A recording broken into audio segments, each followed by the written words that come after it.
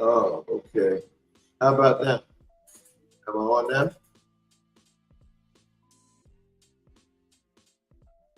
Yeah.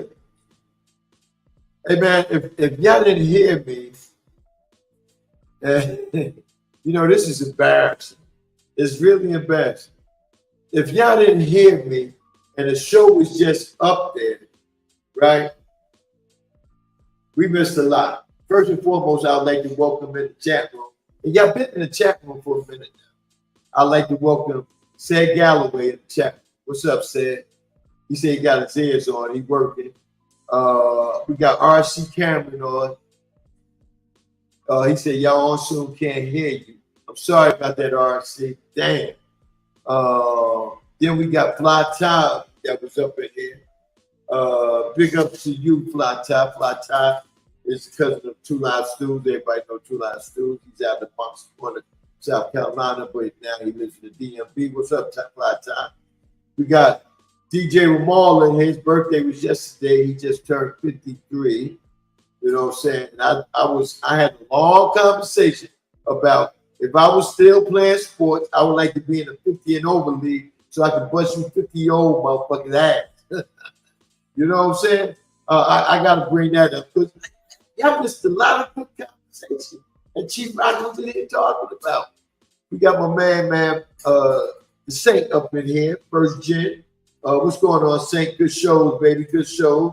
I've been checking you out in the background, man. A lot of shows I can't listen to and be in the chat room. But good shows, brother. I hear you.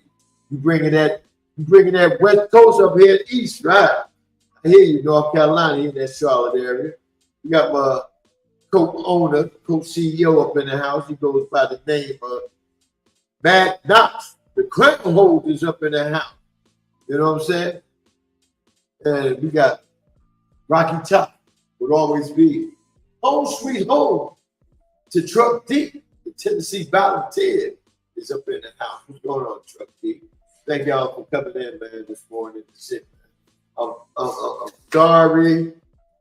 You shall bless me for the mistake. If it ain't my mic, when people call up the show, if it ain't my mic, that I don't have on. I can't believe I had the show up there and didn't go live.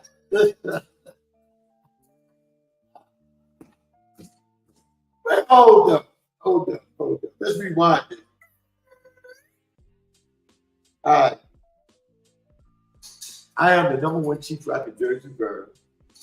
I'm doing the Recap Entertainment Show. I usually do it every Monday morning from 10 to 1.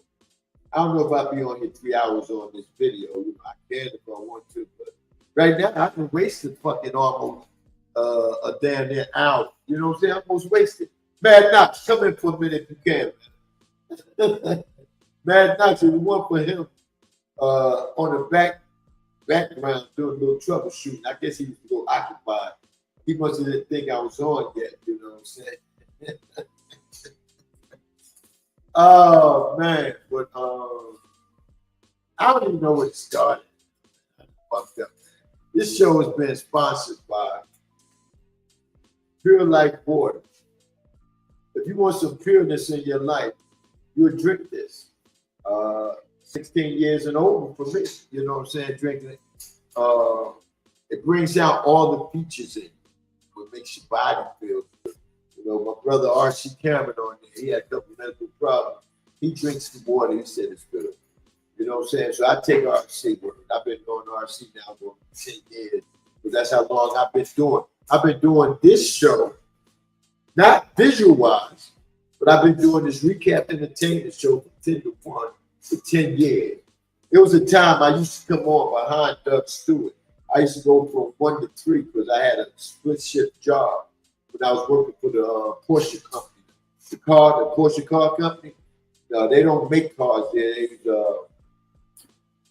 It was the corporate building here in the East Coast. So I used to work for them. I had a split shift, but I was one of the shuttle drivers. Sometimes I worked for the drive team, moving cars around and shit like that. But I just had a split shift, so I used to go from 1 to 3.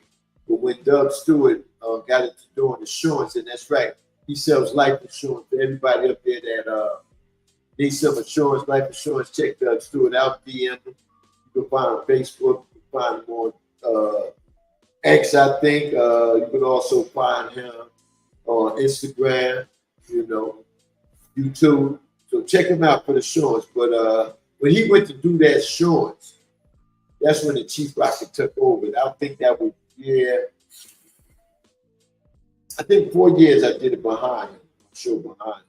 But after that, I'm doing it from 10 to 1 for the longest. So, hey, man, can't get no better than this, you know what I'm saying? Following a legend and continue doing this, you know what I'm saying? Doug always tell everybody he got a tree of podcasters, you know what I'm saying?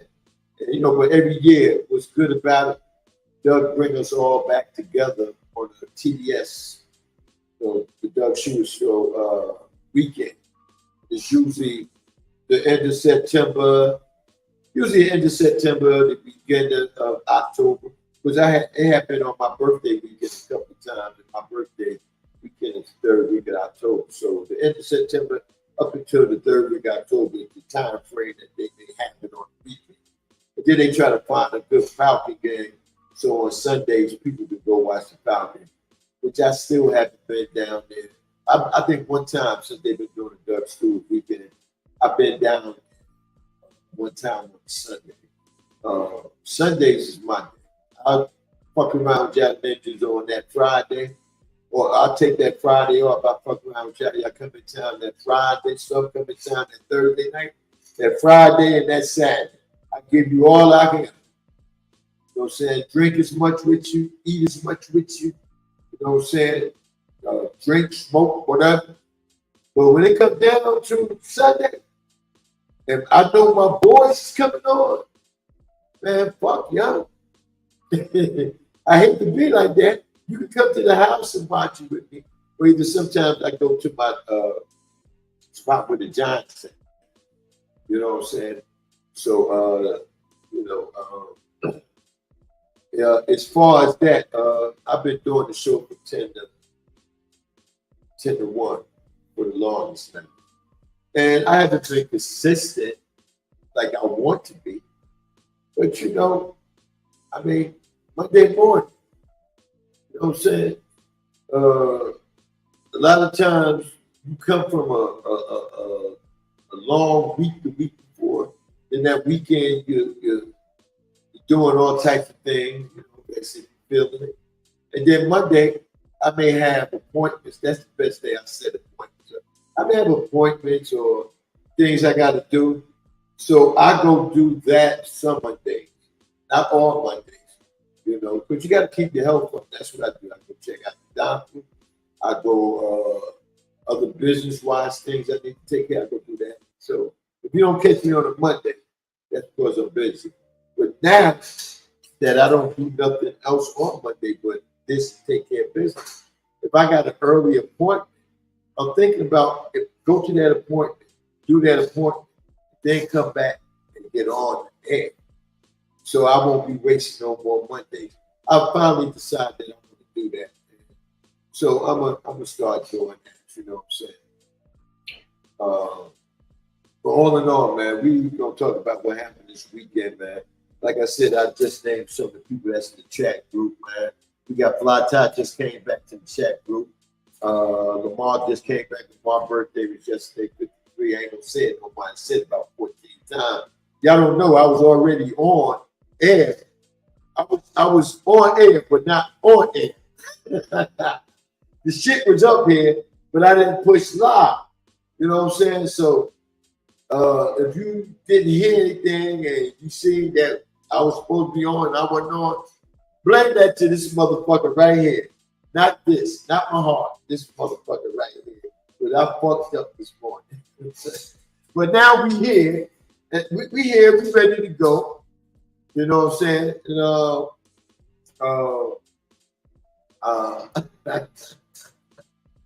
Hey, listen, I already talked about, I'm going to tell you, only talked about one subject that I want to talk about. And that was the WNBA. But I'm going to run it back down to you. because then we're gonna get heavy into other things like that I want to talk about. WNBA start Tuesday. WNBA is now the Caitlin Clark League. You know what I'm saying? But Caitlin Clark and I think her name Elijah, Alicia, whatever, that plays for the Las Vegas Aces is the first two that gonna have sneaker deal. Caitlin sneaker deal is for $28 million. I don't know what Alicia is, but they're getting ready to help the WNBA market their brand in basketball. I was saying that if the NBA was smart, they can market the NBA with the WNBA.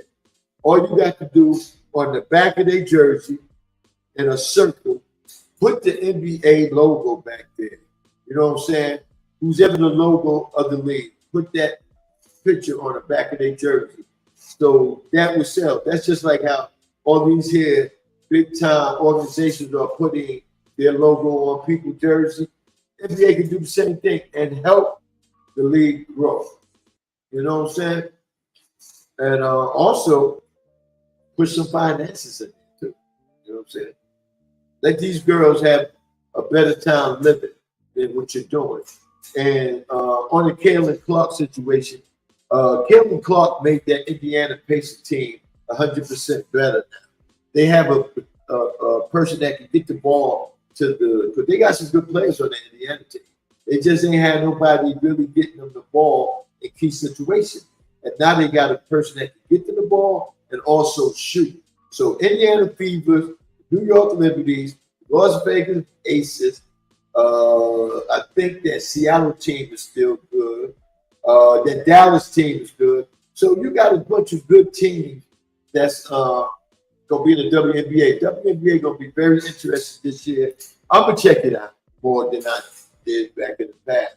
I'm gonna definitely check it out. You know what I'm saying? As long as they interfere with my team playing at the time, you know. But it shouldn't interfere because I got 2 TVs, so I'll be able to watch it live and motherfucking sports. You know.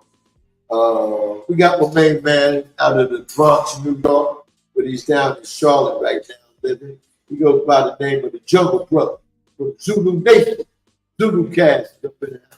What's going on, gentlemen? Thank you for coming in, my brother. Also, Mad Knox, what you doing, man? Is you free? Could you come in for a minute? Pop in for a minute, if you can. But anyway, man, I had this to say, and I was trying to wait for that individual to. You hear me? Oh, yeah, I hear you. You loud and clear, man. Hey, I hope, and DJ Ramal put something in the chat room, and I feel that's a pretty good thing too. Wish that the NFL support the UFSL. Yeah, they need to. They definitely need to. But now I brought you on because I want to discuss the situation that we experienced last night. But one of our brethren, you know, a good brother. I love this brother. You love him too. From out of LA. You know what I'm saying? But last night, and it was another night too. Was it just last night? I think it was just last night. I think because you know I keep receipts now. I take down. I be in the chat room, but I be behind the scenes. I don't be chatting. It was the two Indiana games. It was the two Indiana games. So it was last night and the night when they had that first game in Indiana. Yeah. Friday night and yesterday. Our brother D Great from South Central LA, Julio, he sparked up a show last night where he want to call the Knicks fans out. He called us the Jersey boys. You know, he want to call us out like, you know, like we a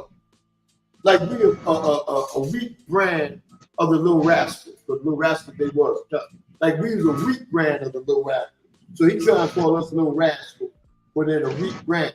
You know what I'm saying? In other words, he trying to say that we don't never had nothing to say when our Peace, team was peace, getting you that know. ass whooped. You know what I'm saying? We don't Yeah. never have nothing to say. And Family. Yeah. that's the damn lie. He said, we don't even want to come and do a garden show, which he ain't ever participated in. We don't want to come on his show with him last night, you know what I'm saying, to get the heat. But like you told him, not why should we do all that when he don't come in on football season when them cowgirls is getting that ass spanked? You know what I'm saying? He don't come in, you know what I'm saying? So I'm like this, I'll come in, you know. Well, if I come in, you're gonna be running out the room. But every time we get together, D Great run out the room. And I feel kind of bad when he run out the room. You know what I'm saying? But see, I was always taught if you can't stand the heat, get the fuck out the kitchen. Ain't no need to try to cook. If you can't stand. That's a fact. Go get you some of that McDonald's, them sunflower seeds you eat on, but get you some soda or water to drink with that shit.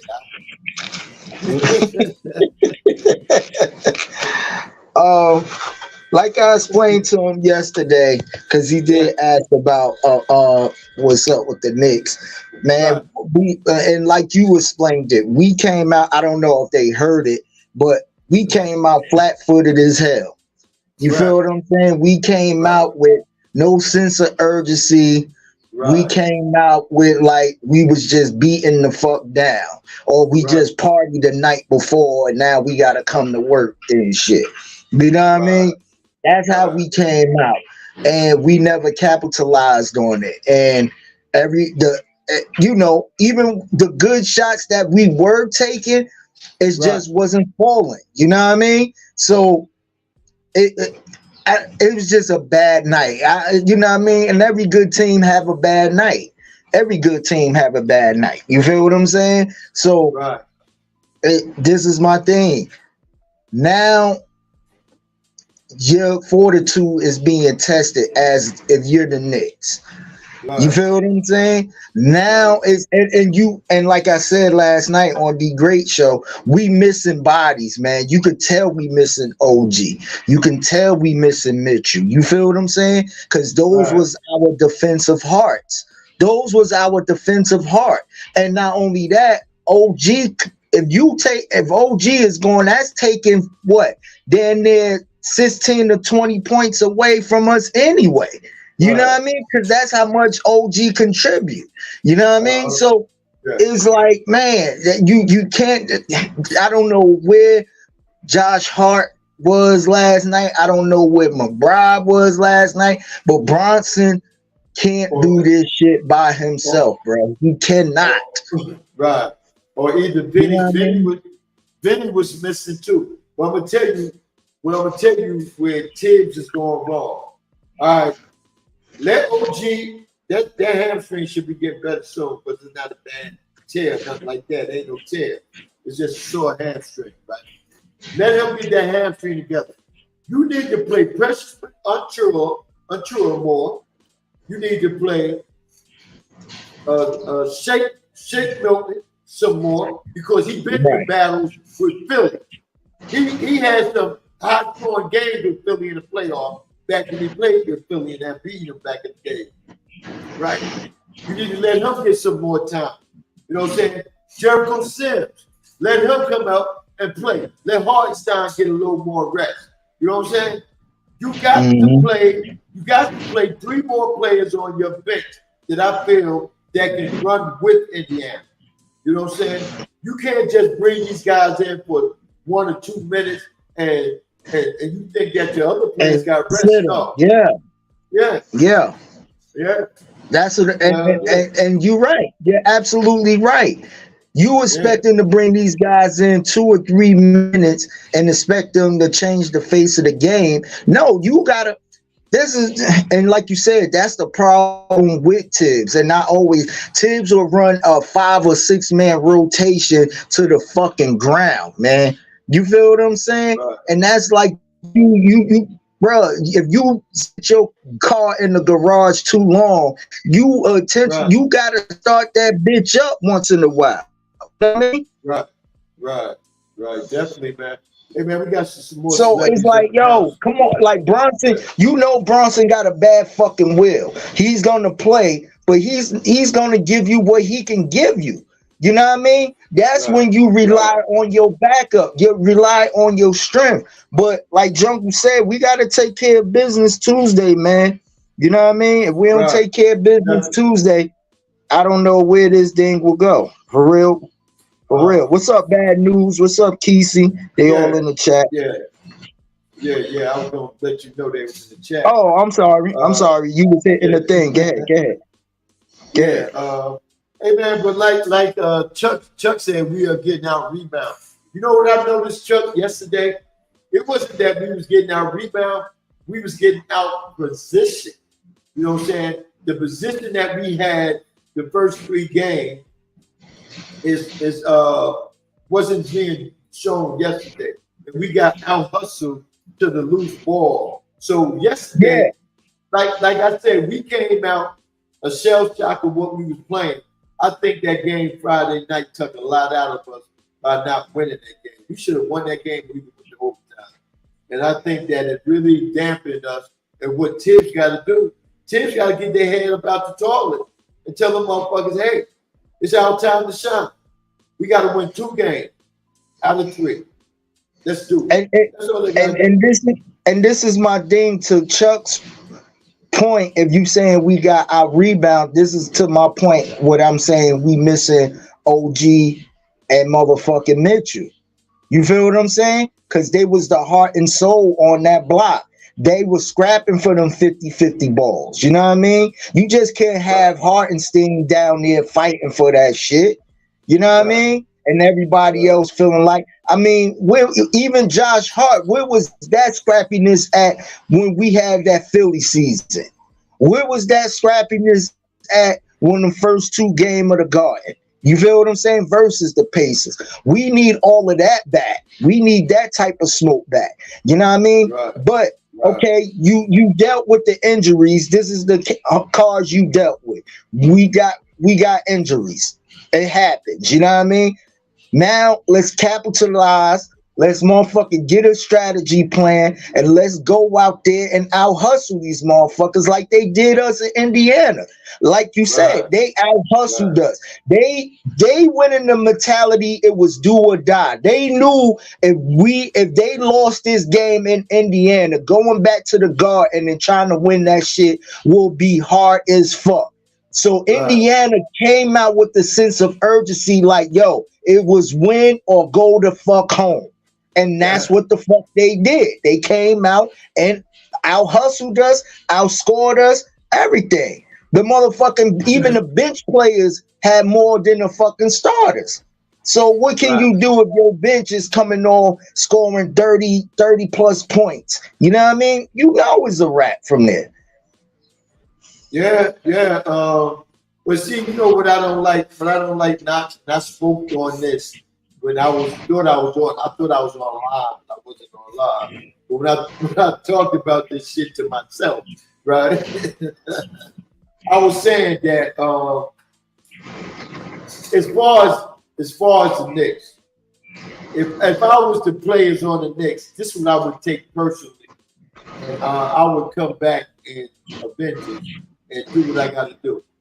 Everybody talks about you. They talked about us before the playoff. They talked about us last round losing. They talked about us this round losing. And now that we played that badass game yesterday, imagine what they're going to be saying. But see, this is my thing. If you don't have a team that ever was in the championship, ever won a championship, or winning period throughout the decade, you ain't got shit to say. What could you say? You know what I'm saying? Especially if your team is especially if your team on a charter fishing boat. You know what I'm saying? Or they home doing what's that Mama Do list or White Do list? You know what I'm saying? If you're doing all that, you ain't got shit to say about the series. shit. You know what I'm saying? But you know what I always didn't understand, but as the years went by living down here in Atlanta, I kind of figured out what it was. Like we got like two two teams in sports, in every sports up in the tri-state area. Right? Out of the teams we got up there, everybody always say, well, you got two teams in basketball, or three teams. You got a shot to make the playoff, anything like that. No, it don't go like that. That's what you call a bandwagon fan. I got one team in each sport. And this is my last time saying it, but being that we on YouTube, Miss Cloud, and Twitch, I'm gonna tell everybody once again. In basketball, you all know, as I'm talking now, my team is the New York Yankees. I watched them ever since I was a kid back in the 60s, right? My next team is the New York Yankees, who has 27 world championships. I've seen at least 12 of them growing up, right? Mm-hmm. My next team is the football Giants. I don't call them New York because they've been living in Jersey for over 40 years. So they are the football Giants. They got 4 Super Bowls and 5 times going. They never lost the NFC Championship game. They're 5-0. So for all the people that say they got more Super Bowls than us, like one more, there's only people that got 2 more than us. But it's, you know, like the Patriots got 2 more than us, the Steelers got 2 more than us. But them Cowgirls that we were speaking on earlier, they only got 1 more than us, and they've been 10 times. Is that a good record? 5 Super Bowls and 10 times going. You know what I'm saying? And in hockey, I am a Ranger fan, which only won 2 championships. And 40, that's a long time. I mean, they won one in 84, that's the last one. And which the Rangers have a chance of sweeping the Carolina Hurricanes to go to the semifinals tonight. Yeah. The last one was 94. That's when the last one was 94. Mm-hmm. It was like what they said, about 80 years before they won that. You know what I'm saying? So yeah, those are my teams. Understand, people. Real quick, Chief. I want everybody to get acknowledgement. The Nets was born in New Jersey. Brooklyn actually bought them out, but they was always franchised as New Jersey Nets.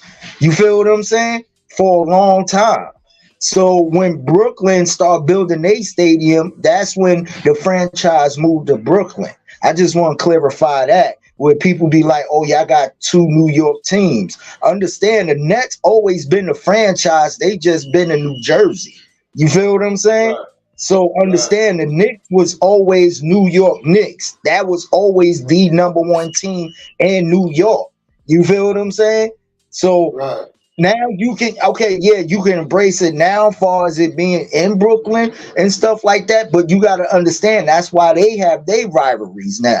You know what I mean? See, it's like New York and motherfucking the Mets. It's like the Yankees and the Mets. Who's the best New York team? Bronx, you got Mets and Queens. You know what I mean? So it's always going to be that little rivalry, same thing. And like you said, we don't consider New York Giants. New York is really the Jets is based out of New York because we have our shit in New Jersey. You feel what I'm saying?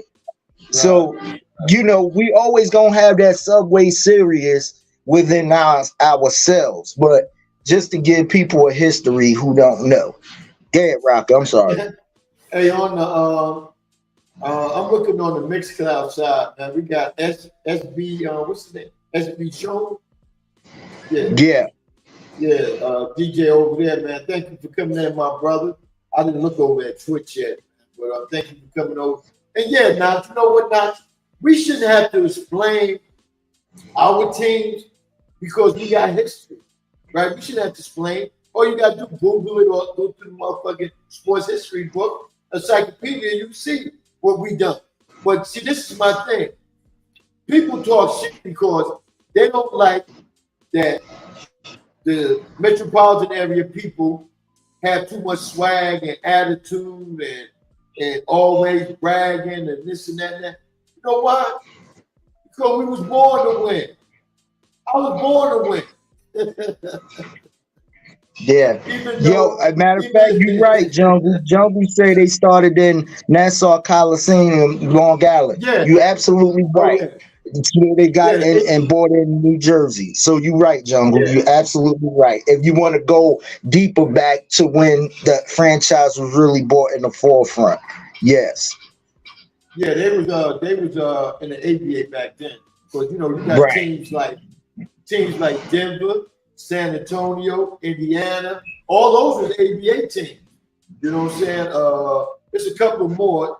I would have to look at the whole thing, but there's a couple more that was in the ABA too. It's just that those teams was able to bring over their players. The Nets got rid of most of all their players and sold Dr. J to the Philadelphia 76ers. Dr. J wanted to play with the Knicks, but it was some way or another the ownership of the Nets didn't like the Knicks. So they didn't give the Knicks an opportunity to get Doc.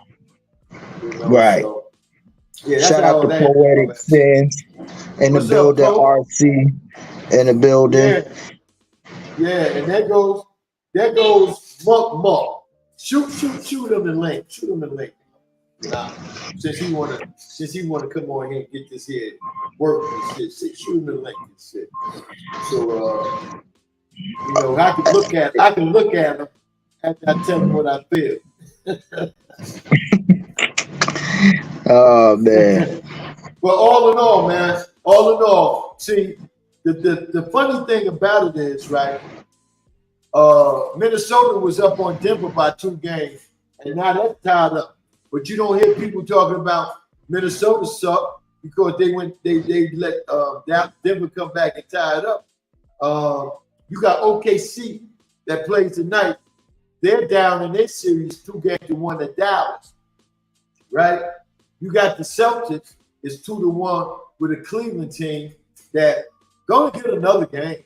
See, a lot of people don't realize about the Celtics is the Celtics, just because they won 60-some games, the motherfuckers ain't unbeatable. They can be beat. If you get in light skinned ass Jason Tatum head, Jason Tatum had 1 or 2 good games out of the whole series. Jason Tatum never played the whole series every game good. You know what I'm saying? So they gonna have problems. They definitely gonna have problems. Yeah. Added to the stage, we have the little Goudio King. He's out in South Central LA selling shoes. You know what I'm saying? What's up? Good morning. Can you hear me? Yeah, we hear you.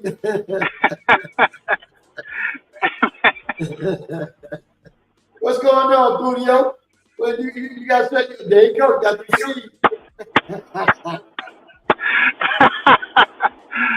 Hey, man. Good morning. Hey, Chief. What up? I don't know what I'm going to do with you, man. I don't know what I'm going to do with you, brother. You know what I mean? What you talking about, huh? Hey, man. It's funny every time you get on, whether we can see you or you on your on Spreaker or whatever. Yeah, right. Mm-hmm. For some reason, when your team is not doing good, you always talk about the past, man. And I'm trying to get you. Can I speak? Yeah, go ahead. I'm the guest. I took off my shoes. Out of respect. Knox came in my show, did take off his shoes. You know what I mean? But I'm taking off my shoes because I love y'all. I'm trying to be nice this morning. You was disrespectful, sir. You was very disrespectful last night, sir. Let's be clear. It ain't like I came in there just bum rushing the show, word to Chuck D and played. You know what I mean? I came in there with disrespect because you were disrespectful as a house guest, sir. You know what I mean? Come on, you was very disrespectful. You was throwing rocks at us while we was just sitting there being cool spectators of you and Big Illinois' conversation, sir. Listen, I'm trying to get Big Brother Chief to stop doing this, man. And I know he's not going to stop because this is what he do. When his Giants is not doing good, or when his Knicks is not doing good, or his Yankees, whatever team he roots for, he always go back in 1960 we did this, back in the 70s. Chief, stop doing that. That's not a good look for you, brother. It's not a good look, man. You searching for I don't know what you searching for, man. Stick in the present, stick in the now. Stick in the now. Stick in the now. So where did I go back in the present at? See, like I tell y'all hear the show, but you're not listening. So when did I go back in the past? When did I mention you just did. You talked about we've been to 5 NFC championships, we never lost. Blah, blah, blah. Don't nobody want to hear that, man. See, first and foremost, who cares? First and foremost, brother, if you would have caught the beginning of the conversation, you'd have known why I went back. We was talking about why all y'all suckers always talk about our team. So I went down each one of my team for all the people that never seen me on this streaming site, right? People that don't know the history. So I told them about all my team. So if you mad because we got a better Super Bowl percentage than your fucking team. Did you say percentage? You only want to be great. You only want one more game. Stop doing that, man. See, there you go. Stop doing that. You got 5 Super Bowls. When the last time you been to a Super Bowl? Don't do that, man. Don't do that. That's a weak argument. It's a weak argument, man. Why is it weak? Because you always got to go back to something that's so old and ancient. That's old news. It's old news. We haven't won a Super Bowl since the '95 season. Okay, cool. When the last time we won one? That's what even born in. That's what even born in. You know what I mean? So, okay, we get it. You gotta stop, sir. You gotta stop, sir. Man. You have to stop doing that. Stop doing that, man. Stop, sir. Stop. Listen, it sounds like to me, Jerry Jones wants to be on the field. That's what it sounds like to me. Yeah, he's the Puff Daddy of the Cowboy. He wants to be all in the video. Can I answer this question? Let me answer this question for Chief. Because he said, y'all always talking about, only reason that your team is relevant because it's the only thing we can relate to you with. If you was, we only talk about the Giants and the Knicks and the Yankees because that's your team. I don't even care about your team. If you don't mention them, I won't even say nothing about your team, man. For real. And we wouldn't care about your team either if your owner stopped wanting to be a superstar. While your owner is sitting there taking press conferences and being on the radio, and then when you go and watch Sports Center or First Take or all of these media, they critiquing of what Jerry Jones said. Why is the man is worth billions? You don't shut the fuck up and just let your team. I'm all in. Is we playing poker or football? What are we doing? Why do you care about that? I don't. But the fact that don't care and listen to him anyway. Why does it bother you? Cause y'all motherfuckers always sit there and talk hellish shit about our team, about this is our year, but y'all got more TikTok motherfucking shorts of motherfucking slamming their TVs, burning their motherfucking jerseys. You know what I mean? We couldn't even see. We didn't see you in past 2 weeks this last season when y'all got bumped off, sir. Y'all lost to Jordan Love and them. Where were you at then, sir? We didn't see you. You went incognito for like a good couple of days and came back with a Love Jones. Ain't open no phone lines or nothing. Pull the tape. I think I was on Chief's show that morning. Pull the tape. Pull the tape. You know what I mean? Pull the tape, man. You was in the chat room. You was in the chat room. You wasn't on the actual call like this, sir. I don't know. Pull the tape. Let's go back and rewind the tape. But DJ, Yes, sir. I'm listening. I don't say this shit just because of you. I say this shit because I don't see you every day and conversate with you on social media like I do other people. I'm talking about other people, but you know why you take it personal? Because your team ain't did shit in fucking how long? And then your Lakers, we gonna go on your Lakers. Your Lakers won a pandemic fucking championship because LeBron and AD didn't have to travel. You know what I'm saying? They had to travel, they were lost. You know what I'm saying? They stayed in a bubble, the confines of a bubble. You know what I'm saying? So listen, Chief. We're not even gonna count the bubble, right? We're not gonna count the bubble on your account. So I'll do what you do. The Lakers won the championship more than the Knicks. You know what I mean? This is what you do. But I never bring up the past. I don't bring up when Shaq and Kobe. Oh, Shaq and Kobe dominated. Oh, Magic and Kareem. You know what I mean? When the last? Okay, then I'm gonna say this. When the last time the Knicks won a championship? I probably was like 2 years old. I was 2 years old. 73. But you know, I can't help because you was a young motherfucker back then. Yeah. I seen all my championships with my team. Right. Let me finish. Only championship I didn't see was probably 16 of the Yankees. But I seen the rest of them. The other 11. Yeah, and then you bring up the Yankees. Oh, we got 49 championships, man. Don't nobody care about the Yankees' old championships. Don't nobody care nothing about nothing. Oh, we talking about now. You know what? Let's talk about now. I'm glad you brought up. Let's talk about now. Let's talk about that fucked up corruption. Let's talk about that fucked up French connection y'all got over there in Dodgers, where this motherfucker up there foreign exchanging motherfucking currency and got gambling problems. Let's talk about that, DJ. What that got to do with the product on the field? I'm trying to keep everything between them on the line. You know what I mean? You're talking about drama. I'm talking about production. You know what I'm saying? Just like you told me what happened to the Knicks, and I explained to you what happened to our Knicks last night. What's going on with your Dodgers, sir? What's going on with your Dodgers, sir? What's going on with your Dodgers? We're in first place, you know, in our division, and we playing good right now, and we getting better. What are you saying? Hold up. Can I say something?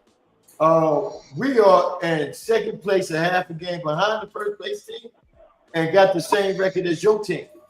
Okay. But you know, it's two different worlds. All this shit don't matter until October. It's one world. And you that's trying to get to that. So your plot, D Great. Let me get the moral of your story. Your plot is we stop worrying about what Jerry's saying. Stop worrying about the foreign exchange shit that's going on in baseball. Let's go on with what's going on in the field. And what's going on in the field is motherfucking y'all can't win the chip. Y'all always choke on the season. Y'all ass in baseball. And that's it. Okay. All right. I'm gonna hold you accountable to that. You gonna eat your words, sir. Yes. It's been proven, sir. Think about when that went y'all get a playoff run, y'all get a spot, but y'all can't come over to where y'all get in the Eastern Conference Championship or any near close to the Super Bowl. Right. And I can say that for your team. And I can say that for your team too. So we can go back and forth saying the same thing. We're the same. Exactly. But see, when y'all play us, that's y'all Super Bowl. That's y'all bragging right. We it's bring not. that out of y'all. No, it's Y'all not. not sitting No, it's there. not. Y'all don't. No, It's never the same that's energy not when it fact. comes to. That's not That fact. is fact, sir. That Every time is we play fact. the Giants, Name, every time I talk about the Giants is because it's always a homecoming game. It's an easy victory, bro. For real. Let's bro. keep it 100. It's We easy. It sell. has We to be. make y'all sell tickets. No, We no, make y'all no, sell no. tickets, Y'all bro. need us. When we come Y'all to need Dallas, us. them tickets fly off the stands with us, bro. Cause y'all have Man. envy for us. Hold up, Come hold on, up, man. Stop hold playing. up, Stop hold it, Stop up. playing. bro. Stop it. How we need y'all and we got 2 Super Bowls recently and you ain't got none. How There we we need go. you? See, there we How go we need you? again. He does These this all the time. these He are Super does this Bowls. all the time. Who These are cares Super about that? these are Don't Super nobody Bowls in care. the Only you 2000s. care. These are Only you care. 2000. These are Oh, 2000, bro. only you care about Yeah, that. yeah. Only you care about that. I'm not the only one care about that. Everybody care Only, about well, that. only you care. You know what I'm saying? Only you got the stats on that. Good job. Good job That's with the it. stats on that. That's I'm glad you keep it. I'm glad you keeping up with that. that's thing like that touch your nerves with you. You know It what I'm don't. saying? It don't. I'm just trying to tell you. It does. You gotta come with new content. That content is Yeah. old. No, It's it's old, never sir. gonna get old if you got it in your case. Hold up, do you walk in Dallas Stadium and see the trophy and shit? Do that shit look old to you? Do they look old? You be proud of the You, motherfucker. You put your motherfucking chin up. Yeah. Yeah, yeah. Goddamn right. Shit, there's a lot of motherfuckers out here ain't got that. You know what I'm okay, saying? man. But y'all never I'm a. talk about the people that don't have it. You always talk about the people that got it and try to say they sorry So, because we hey, got Chief, you hold up. made a point. You made a point. Not to cut you off, big bro. Much respect. You made a point. You said if your team is not in it, why other people are talking about whatever. You do the same thing. So Yeah. if our team is not in it, so we shouldn't even talk about sports at all, right? Is that what you're saying? No. Listen to what I'm saying. Listen to what I'm saying now. Listen to what I'm saying. I only reason I talk about your team because you always throw something up about my team. So I'll That go ain't and what. talk That's not about. okay. That's not what. I'll I'm talk not talking about that. I'm not talking about that. You made a comment and said if yeah. you said and you always said that if I your said your team is team not in it, why are you talking about like whatever? So that about goes my for team. everybody. That goes for Okay. I correct you now. Your Lakers is not in there. Why are you on there trying to mush the Knicks? And your Lakers is home on the motherfucking boat somewhere. Why you talking about the Knicks? We go to one sport, all right? Since it's only basketball right now. The Knicks is in there you doing said their while I'm thing, talking. You said while I'm right? talking about the Knicks, Yeah. huh? See, as you see, he got them sunflowers stuck in his motherfucking throat. He can't even speak I'm asking adequately. question. Repeat the question, sir. Repeat the I question. said, your team, the Lakers, are not in. So Right. why is you Go on. talking shit about the Knicks? Huh? Okay, so now I can't. So now me being a sports fan, I can't comment on what y'all doing. No, I didn't think you couldn't comment. But Okay, some okay. of the little, so that means when you talk that little slick shit, we can do more than comment. I only Huh? talk about them because of my relations with you, Knox, and Jungle. If I didn't have relations with y'all, I wouldn't even give a fuck about y'all even talking about your team. I don't Straight believe up. that. I don't believe that Why would because I you want? know, I don't go to because the. you, Hey, I don't go to my friends. But, hey, hey, the Knicks is like blah blah. I don't give a fuck about the Knicks. I do that just to fuck with y'all. oh, okay. Yeah, Okay. yeah. Come Yeah, on, man. I got a bag of sunflower seeds for you too. Yeah, hey, you. I'm not even gonna go there. I'm trying to. I'm trying to be respectful this morning, man. For real. Hey, man. No, this ain't that type of show. This ain't that type of show. We don't need Hey, to be respectful. I Hey, but took hold my on. shoes We off. I'm not like. gonna we Go gonna ahead. leave I'm that sorry. we gonna leave that subject alone. Okay. We're gonna talk about this right here. And I always want to talk about this, and I'm glad this brother is bringing it to the front for. Anthony at Edwards talking about how he don't give a fuck about no other NBA player in the league. If we on the court, it's me, my team against your team. I'm not picking you up. I'm not patting you on the back. I ain't doing none of that shit. I'm taking it to your motherfucking heart and trying to take it out of you. What happened to ball? This is all ball. Being that it happened in basketball right now. Why is this shit happening? When we was coming up the great, and we gotta mention that shit because when we played ball, it was much better. It was much competition. And we respect you, yeah. That's after the season. But during the season, it's all about fucking you up trying to kill you, motherfucker. You know what I'm saying? So what happened to that? Right now, sports is lackadaisy. You know what I'm saying? All these motherfuckers want to do is be kumbaya. You know, fuck that shit, man. Bust his ass, put him on the floor, and walk away. That's all.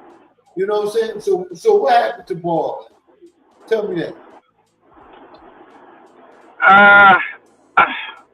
It's easy for me to say that a lot of these athletes got soft. You know what I mean? Yeah. But you're right. You know, we had rivalries, you know, when we was playing and when we saw sports back in the day. When the Celtics and the 76ers played in those games, they damn near was fighting every game. You know what I mean? Right. You know? So it was a hate-love relationship. While we on the court, we can be best friends off the court, but while we on the court, I'm knocking your ass down straight up. You know what I mean? Right. Because I'm trying to win. I think half the time it's more about the money than it is about winning championships. You know what I mean? Some people say I'd rather have the money. Some people say I'd rather have the money than the championship. I think if you're a good player, the money gonna come. You know what I mean? But then when you don't win a championship, people say, "Oh, you don't got no ring." So I don't get it.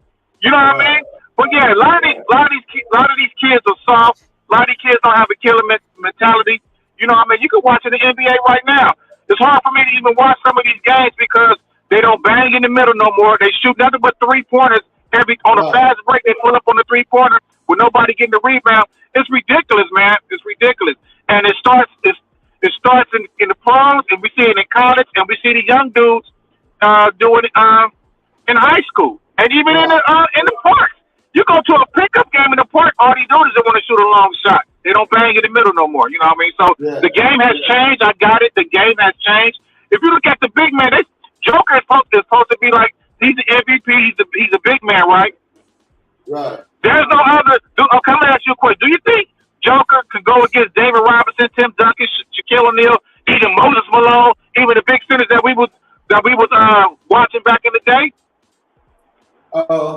He can go up against him, but he's not gonna do what he's doing now. He's gonna score a little bit, but he's gonna get taken down a lot too. You know what I'm saying? Right. So Right. It's just, and I'm not disrespecting him. He's a good player, and he moves a lot, and he got the 3-point shot. He's a good passer, but he also got to defend these players too. And most of these big centers don't go down low to put that work on him, put that body on him to wear him out. You know, they give him a free pass. They let him run around and do it. So he's not tired. He's not physically worn down. But back in the day, by the fourth quarter, those centers was banged up. They was tired, but they still had to move forward, man. So, yeah, I hope I answered your question. But yeah, these players, they don't have the mentality that we accustomed to. That's what I want to say. So. Oh yeah, definitely that, man. And, I'm just glad that Anthony Edwards put it out there, and he's getting on Jamal Murray. But watch next year, he's gonna be getting on a lot of players because he's gonna challenge a lot of players because he feels that these players is not really into trying to win. He said he's trying to win, but his lack of winning is coming from his teammates are starting to get a little soft. Anthony Towns got put on his ass several times last night. His game changed the second half. You know what I'm saying? So he's just mad, man. He said, "I tell y'all what I'm gonna do. I go out there and do it. I can't give you the final result. Because the final result don't always end with just me." And that's true, man. He's true, man. I like a competitor like him. We got my man Jungle Brother up in here, man. What's going on, Jungle? Hey, what's going on, Chief? Great show, man. Crown holder, great production, brother. Um, Chief, I want to know did the NBA playoffs start last night? Nah. Hold up. It started about 3 weeks ago, right? You see how disrespectful? You see how disrespectful this dude already? What's up, Chief? What's up, Crown holder? Come on, man. We doing that now? We doing I'm that? talking to you right now, sir. What's going on, Joe? No, man. What's going on? What's going on? Hey, it was not much, Crown holder. I'm talking to you, Mock. If you let me finish. Nah. Can you say hello or something? Like what's happening? Okay, we'll rewind the tape. Hey, what's going on? What's going on, Chief? Great show, brother. You know what I'm saying? Hey, what's up, Crown holder? Hey, man, great production, brother. Hey, what's up, Mock? Hey, is that what you want? No, go ahead and finish what you got to say, man. I'm about to cuss you out in a minute anyway. So. Hey, Chief, did the playoffs start last night? Nah. How long it been on? About 2-3 weeks? Yeah, 3 weeks most. Well, where was this energy Mock had last night? I mean, I need to smoke what he was smoking last night. He had a whole bunch of NBA. I'm loving the energy. Where that comes from, the great? Yeah. You was mad? You was mad energized last night. Like you know, Energizer Bunny. I ain't never heard you talk this much basketball. Jungle, I got the same energy. I'm glad you said that, Jungle, because you know what? I keep the same energy, man. Who did the great call last night? He called Big Illy. He called Ramal. Knox had to call in, right, on his back line. I had the conference line open. Hey, I had the conference line open. I had the number in the chat room, Johnny. But you took it off as soon as it was a little hum in it. Instead of trying to correct it, you took it off and left it off. You knew that we was coming. You should have called Dion. I called my number. He called my number, and I got him in. You could have called to say I can get like 4 or 5 people on my line. What's happening? We didn't have to do that. Did you invite me to your number? You ain't invite me. You said, Jungle. He got all. Right. We got a text thread going right now, and I ain't see no panel invitation. I ain't see no conference call invitation from that 551 number. I ain't see none of that. Preach. Try again, man. Yeah, try again. Try again. Hey, but the great. Hey, Chief. Well, I'm gonna talk Chief. Hey, Chief, you seen the Boys in the Hood, right? When Doughboy was driving, he about to go find whoever shot Ricky. He was looking for them, and boy, like, let me out. I can't do this. Let me out. Yeah. You know what I'm saying? That what Big Illinois should have done last night. When Mock, you know what I'm saying, pulling up on a Knicks fan, Big Illinois should have said, let me out, the great. You know what I'm saying? I don't want none of this. You know what I'm saying? Let me out. But Big Illinois sat right there in a little passenger seat, you know what I'm saying, with his little high chair and co-signed like a bobblehead dog. Everything Mock said last night. So, hey, not only we getting the great, Big Illinois, you still listening, we getting you too. Yeah, that's fucked up. That's crazy. But you know what, the great? I was looking for you after you talked to Ramal. I was looking for you to say, well, let me call Chief since Chief in the chat room putting up all this language and shit, you know what I'm saying? But I never got that invite then, you know what I'm saying? So I said, I'm taking receipts and shit. Invitation, man. You family. It's open invitation. Come on in whenever you. Come on, man. Don't do that to me, bro. You already know what's happening. I didn't hear that family shit last night. You know what I'm saying? But it's all good. We all family. You know, we all got. You know what I'm saying? Ain't talk basketball all year. Yeah. I just try to set the record straight to keep you guys in line, because ain't nobody else gonna keep y'all in line but me. You know what I mean? Well, if you will keep us in line, how come you ain't never come to our garden parties? Great. You know what I'm saying? We sent you the panel and we sent you the YouTube sex. You know what I'm saying? You could have picked and choose Hey, which man. one you want to come to. You were missing the whole time, the great. Explain that. I was out and about. Can I be out and do my thing a little bit, man? Or do I got to stay at the computer and babysit you guys all day? Come on, let it make sense, man. Well, hold up. He was out and about. Oh, Yeah, he did a show talking about him and his little co-worker. You know what I'm saying? They went. Yeah, go ahead, Chief. You remember the times that I used to go to the Giants tailgates thing? Yeah. And I would video to y'all, and y'all would be either in T-Man spot or y'all have your own live going on Messenger. I used to always video y'all the little scene saying, yeah, Chief Rocket here with the Giants, man, we about to make this thing happen. You know what I'm saying?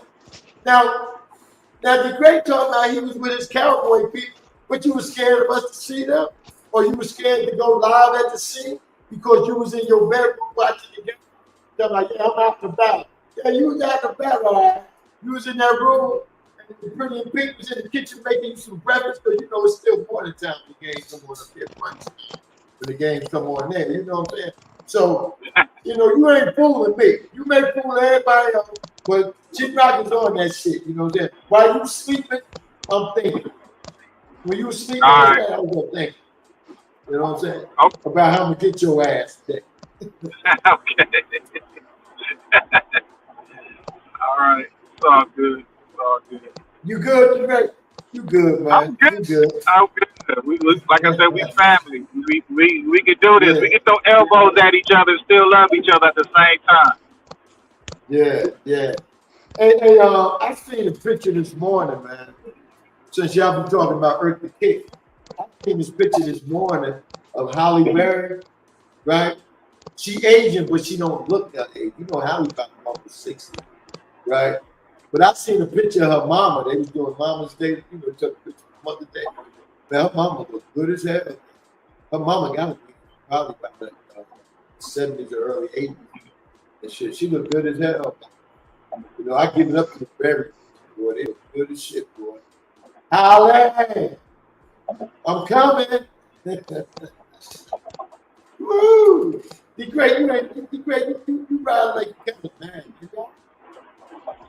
You said what? You ride like you kind of mad, yeah? Nah, I'm good. What you talking about getting Halle Berry's mama? What would you say about that? But no, I have to look at you and I see you ride like this. I'm looking at you. I'm on the freeway, man, so I gotta be, you know, I don't want no accident coming on because these cats is driving crazy over here, man. Oh, okay. Saint said, Saint in the chat, he said he wouldn't mind getting invited. Well, Saint, send your email address somewhere. Send your email address to me and no, hold up.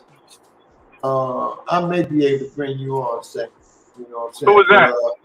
Saint. Yes. Oh, okay. Yeah.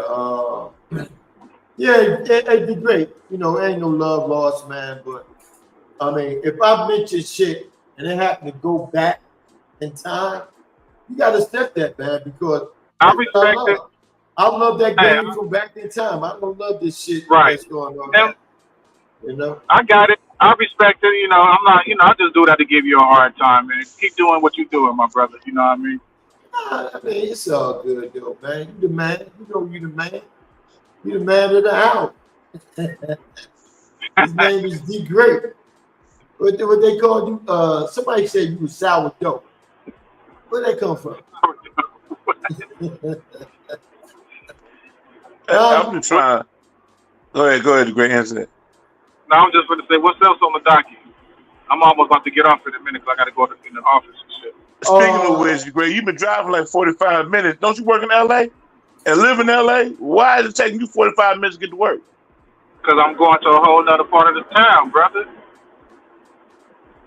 I don't know, Chief. I'm going to Pasadena, which is far, and we got to deal with LA traffic. Come on, bro. Nah, I don't see no traffic in your background, son. I don't see no traffic at all. It just pulled up on me, bro. That's why I'm going a little faster. Oh, hey, Chief, I think the great live up in the hills, man. You know what I'm saying? How far you live from Mulholland Drive? Hey man, you signed the contract, man. Now you breaking rules now, sir? What a contract. I mean, the great way you came from the hills, man. I'm looking at your background right now. I don't see that one skyscraper. I don't see not one liquor store. You know what I'm saying? I ain't seen that shit either, man. I mean, you coming from the country, look like you on Country Club Drive right now. Yeah, hey, Chief and Knox, get control of your show, sirs. Get control of your sirs. So did you hear that thing I said earlier about heating the kitchen and shit? Huh? You said what? Did you hear what I said earlier about the heat being in the kitchen? When you're in the kitchen, can you stand the heat? Huh? I always stand the heat, man. Hey. Okay. I mean, I'm just trying to figure out. But you're in the kitchen right now, goddamn. I asked to be in the kitchen because I heard you low key talking crazy. So let me come over here and hang out with my boys real quick. You know what I mean? How's it low key? So since you will hang out with us tomorrow night, the great, we do that garden party. It all depends, man. All depends what I'm doing. All depends on what? All depends what I'm doing. Well, I mean, all I asked last night, what was the garden party last night when I had some time? We only do garden party when we play at home. Come on, man. All right, whatever. You said what was the garden party? I thought the garden party was a universal thing, sir. No, it's not.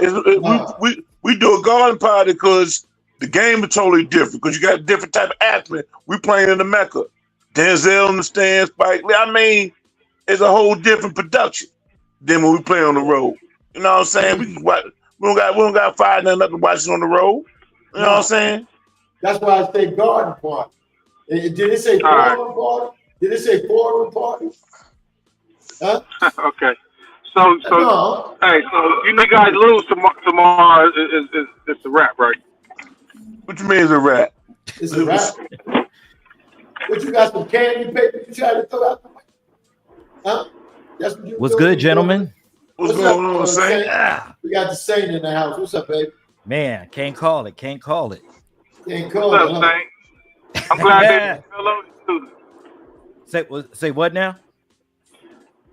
No, I was just being funny. John came in and he didn't speak to me, but you come in, he speak to you. That's crazy. You know, that's how disrespectful he is. Well, Saint ain't been disrespectful. Saint been on the best behavior since me and him had a little confrontation. You know what I'm saying, regarding the battle. You know what I'm saying? Ever since then, me and Saint been cool. Okay. Yeah. I think I might slightly remember that, but yeah. I know you want to forget that, Saint. My bad for even bringing it up. I know that was some heroin a week for you, but my bad for even bringing it up. It's whatever, bro. Saint, don't go down that lane. Don't go down that road, brother. For real. I already know. So, Saint, what's been going on with you, man? Let the people know who you are, where you resign at, and what's been going on with you. Okay. Well, you guys already know. I'm still doing my thing on. I'm actually doing my thing on Twitch. We've been going hard at it for the last couple of months with NVT Deuce, and then my partners Double K. He does the Classroom, so he does his own sports show, but on a West Coast point of view. So yeah, and him and my homegirl O'Malley. So we do that on broadcast Sundays, and then we stream other stuff during the course of the week. Yeah, I see y'all be hot and heavy, man. You be having a lot going on out there. You know what I'm saying? Hey, keep doing what you're doing, man. Definitely that, bro. Yeah, this visual, this visual concept is, is really great. I'm able to do a lot more than what I was used to doing. And now, because I'm on the East Coast, because now I'm in Hartford, Connecticut. How you get that? Man, well, health reasons. Because in North Carolina, I had other health problems and so forth. So moving back to a state where I'm able to get more resources and so forth. Right. I had to do that, because I'm a veteran. Then, I've had heart problems and stuff. So, I had to come back to, I wanted to stay here though, on the East. I didn't want to go back to California. Right. My time is done there. I hear you, man. I hear you. Ain't nothing wrong with that. Are you got a VA rating, Saint? Yeah, I right now I'm still working on that. I'm currently now still sitting at 10%, but it is what it is. I'm at 0%. I'm trying to get mine up. I'm at 0% right now. I'm at 0 too, but Saint, you should have more than that, man, with your condition.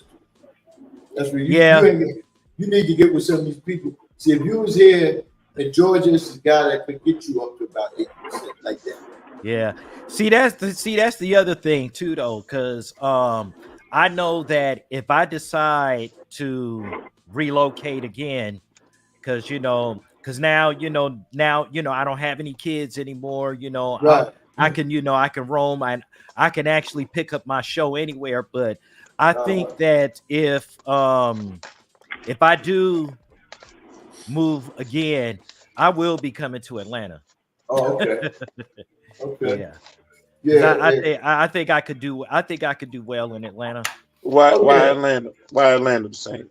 Well, not just necessarily Atlanta, but I mean, because number one, I know people already. And that was before that was even before I started doing radio. Right. Because I'm pretty much associated. MC Shan, he lives in Georgia. Yeah, he lives out there. Been knowing him I've been knowing him for like 14, 15 years. Sparky D down there. Yeah. Next time I see him, I'm gonna say, I know God, Well, of course, he was at the Bronx State weekend and shit. He'll tell you. He'll be like, if he mentions me, Saint, he'll be like, yeah, I've been knowing this man. I've been knowing him. He'll tell you some stories too. Right. He will tell you some stories. Okay. Yeah, because I'm gonna show him your picture and shit. On podcast. Yeah, this guy right here. He said, "Oh yeah, okay, that's what's up, man. That's what's up." Oh, Saint be out there. And you know what? Hartford, Connecticut. Now that you mention that is a state better for you as far as climate, because you don't get all the different seasons. And that winter season will freshen you up as far as your insides and all that. Breathing that cold air in and out, that helps you out. I have people in. I don't know how many people I have left there, but a lot of my family's in Hartford, Hamden, West Haven, Middletown, all around that area, man. I have people in, man. You know what I'm saying? My family, we used to have family unions up there, and every year, the university, the hospital gives a big picnic, right? They do everything, games, all the food, kegs of beer, everything you want, they have there. So that I don't know if they still doing it, but somebody told me they recently went there, so they probably still is doing it. But Connecticut have a lot to offer, man. You can ride down to the city, man. It don't take no time. Yeah, I mean, well, I'll put it to you this way. Since living in Hartford, it is definitely different. Right. I know that the Jamaicans are heavy here. They must just the last couple of decades moved that. Yeah, because I mean, there's like three or four Jamaican restaurants right here in Hartford. And then you have you have Peruvian, you have Puerto Ricans, you have everything. Dominicans. Yeah. So it's everything. Like it's a whole different, it's a whole different vibe when it comes to food. It's a whole different vibe just when it comes to people. You know what it is? A lot of New Yorkers, right, that have money or just tired of the high tax life, want to get away from the city, they either go to Jersey or Connecticut. You know what I'm saying? That's why they call it the tri-state area. the whole area, Connecticut, New York, Jersey. They go to Jersey or Connecticut. They just do business and working. A lot of people leave them, man. You know, I know. Yeah, they come down here to the ATL too, man. You know, so yeah, you gonna get all that. You gonna get all that luxury up there. See, I honestly think that a lot of our people are heading back towards the South. And you know, like doing the remigration, because like right now I have 3 friends that have decided to pick up from California and decided to move to Texas. I have another friend that decided to move to Tennessee. Right. You know, I have another friend that decided to move to South Carolina. So it's like, I think that the whole direction is coming back, with Black people are coming back to the South. Right. I honestly believe that. Yeah. I mean, I'm going back north. I'm tired of the South. I've been down here 27 years now. I'm just tired of it. I want to, before I pass, I want to do some of the things that I didn't get an opportunity to do because I was here by late 30s up to now. Like you know what, Chief? You said how late? I said like what?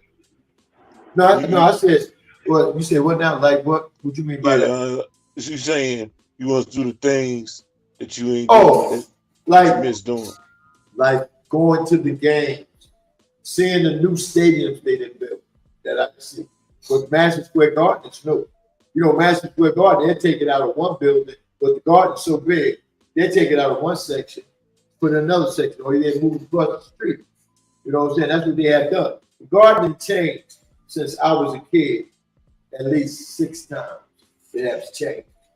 You know, so I just want to go, because we're doing this right here and knowing some of the people that I still know back up there, because I got people working both the Giants organization and the Knicks organization.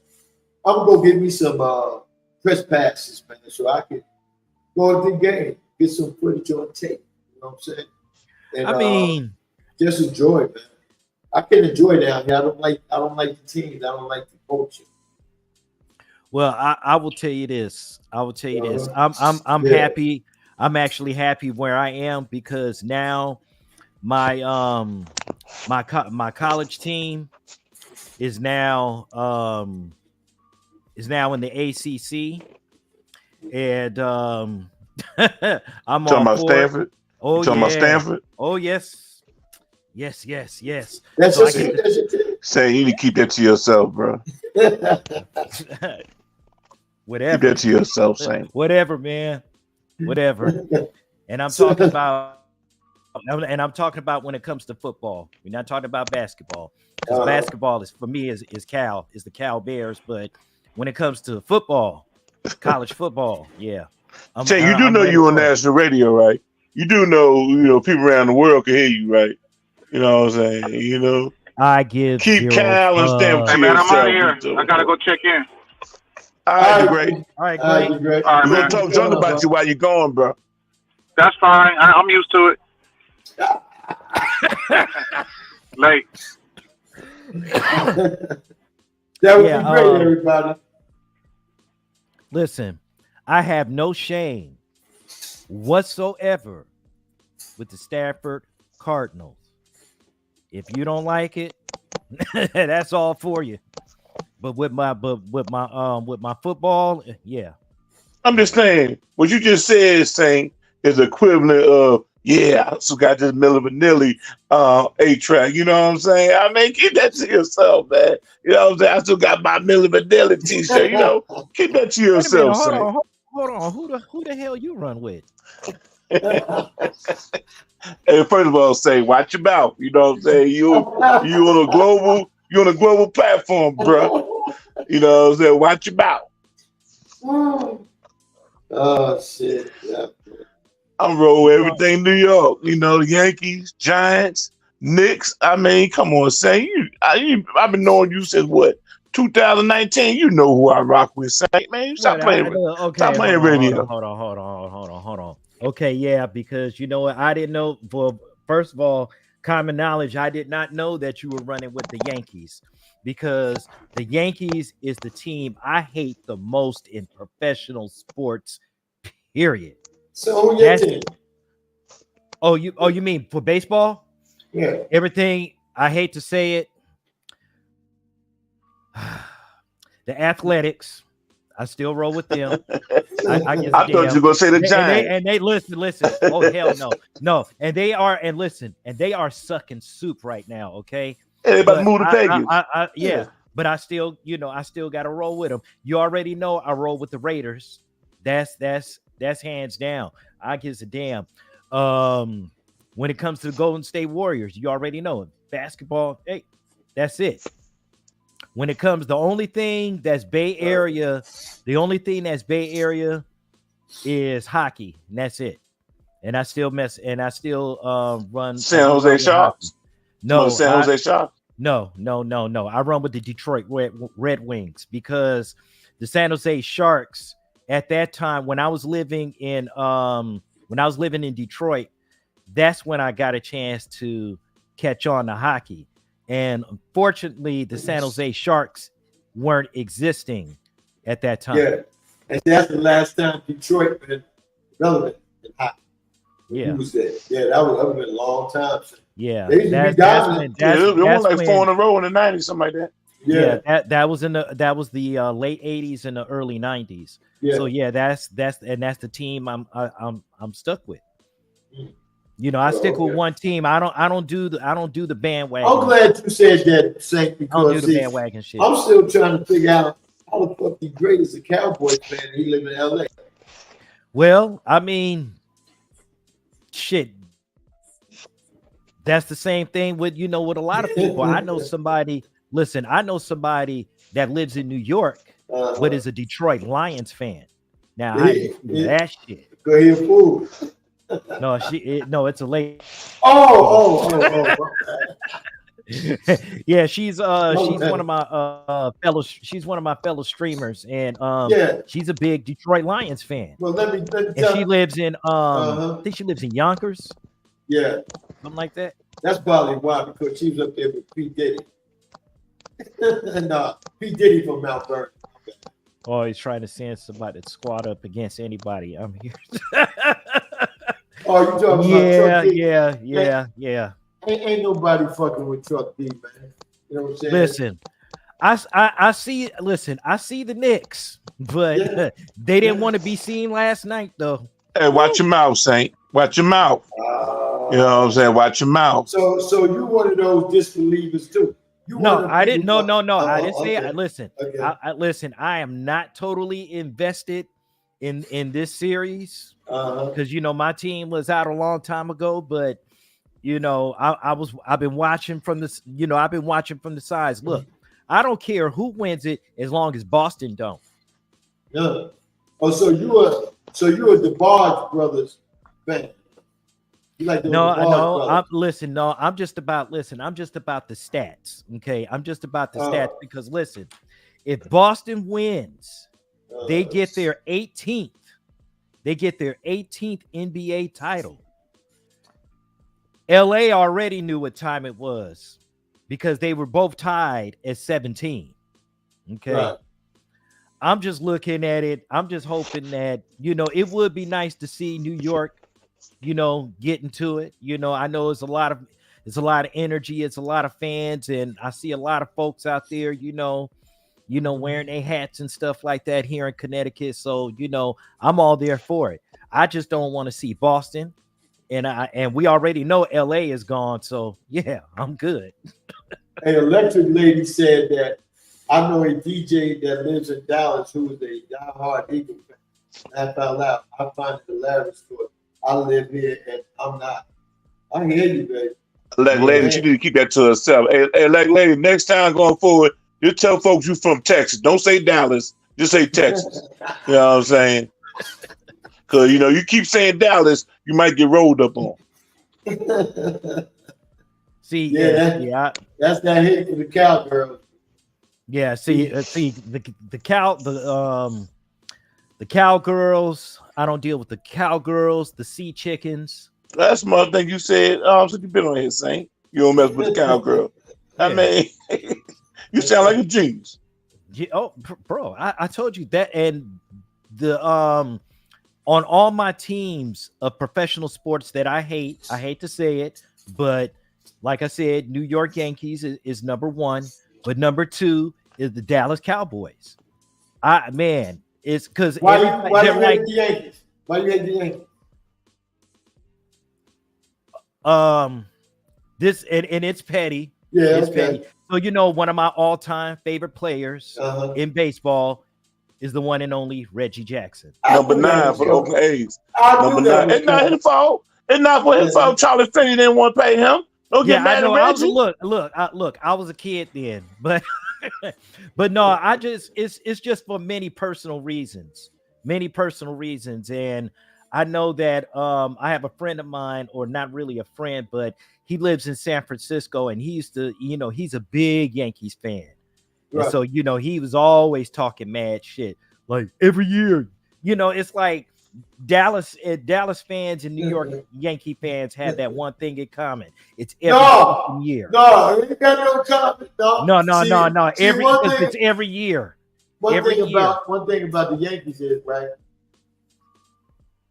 every year we do that is because we should have that type of team, because we always had it with the old ownership. George, whatever happened now with his son, it ain't our fault. Because when George was the owner, ain't nobody out this motherfucker like the Yankees. Just say y'all don't like the Yankees because the Yankees always win. That's what it is. We ain't not won no championship since 2009, but we always win. You know what I'm saying? Y'all love to be us. That's what it is. Am I right, John? You're right. Yeah. Lady Electric. Wait, hold on. I disagree with that. Hold that thought for a minute. Say, Lady Electric. He said not that you live in Philly. He said you can say you live in Texas, but don't say Dallas, because we have a hate for Dallas. We don't hate you, baby. We love you. Keep coming and keep telling people to come on in here. But he said he hates Dallas. He ain't said Philly, but I hate Philly too. He hate that too. But go ahead, Sting. Finish that thought. No, I'm it's nothing, say less. I'm just saying, They always say every year, the Cowboys every year, and they keep getting disappointed every year. You guys haven't been relevant since the 90s. With it. At least, and I will say this about my Raiders: at least we made it to the Super Bowl in the 2000s. Right. We lost, but we made it in the Super Bowl in the 2000s. It might have been 20 years. That was 2000. That was the Raiders. That was back in 2003. Yeah. He played John Gruden. Yeah. Yeah. Hey, Sam, your Raiders went to Vegas. Why you didn't follow them? Why you ain't try Vegas? What you mean? What you mean in terms of moving there or something? Yeah. No. I lived in Vegas before. Too hot.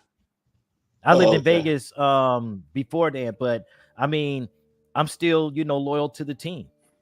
They can go to Saskatchewan, Canada, or whatever. I'm gonna stay with the team.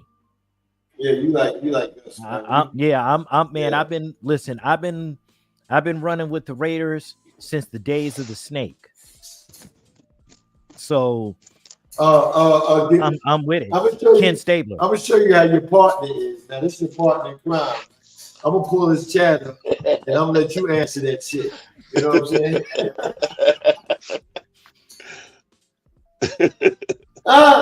You know what?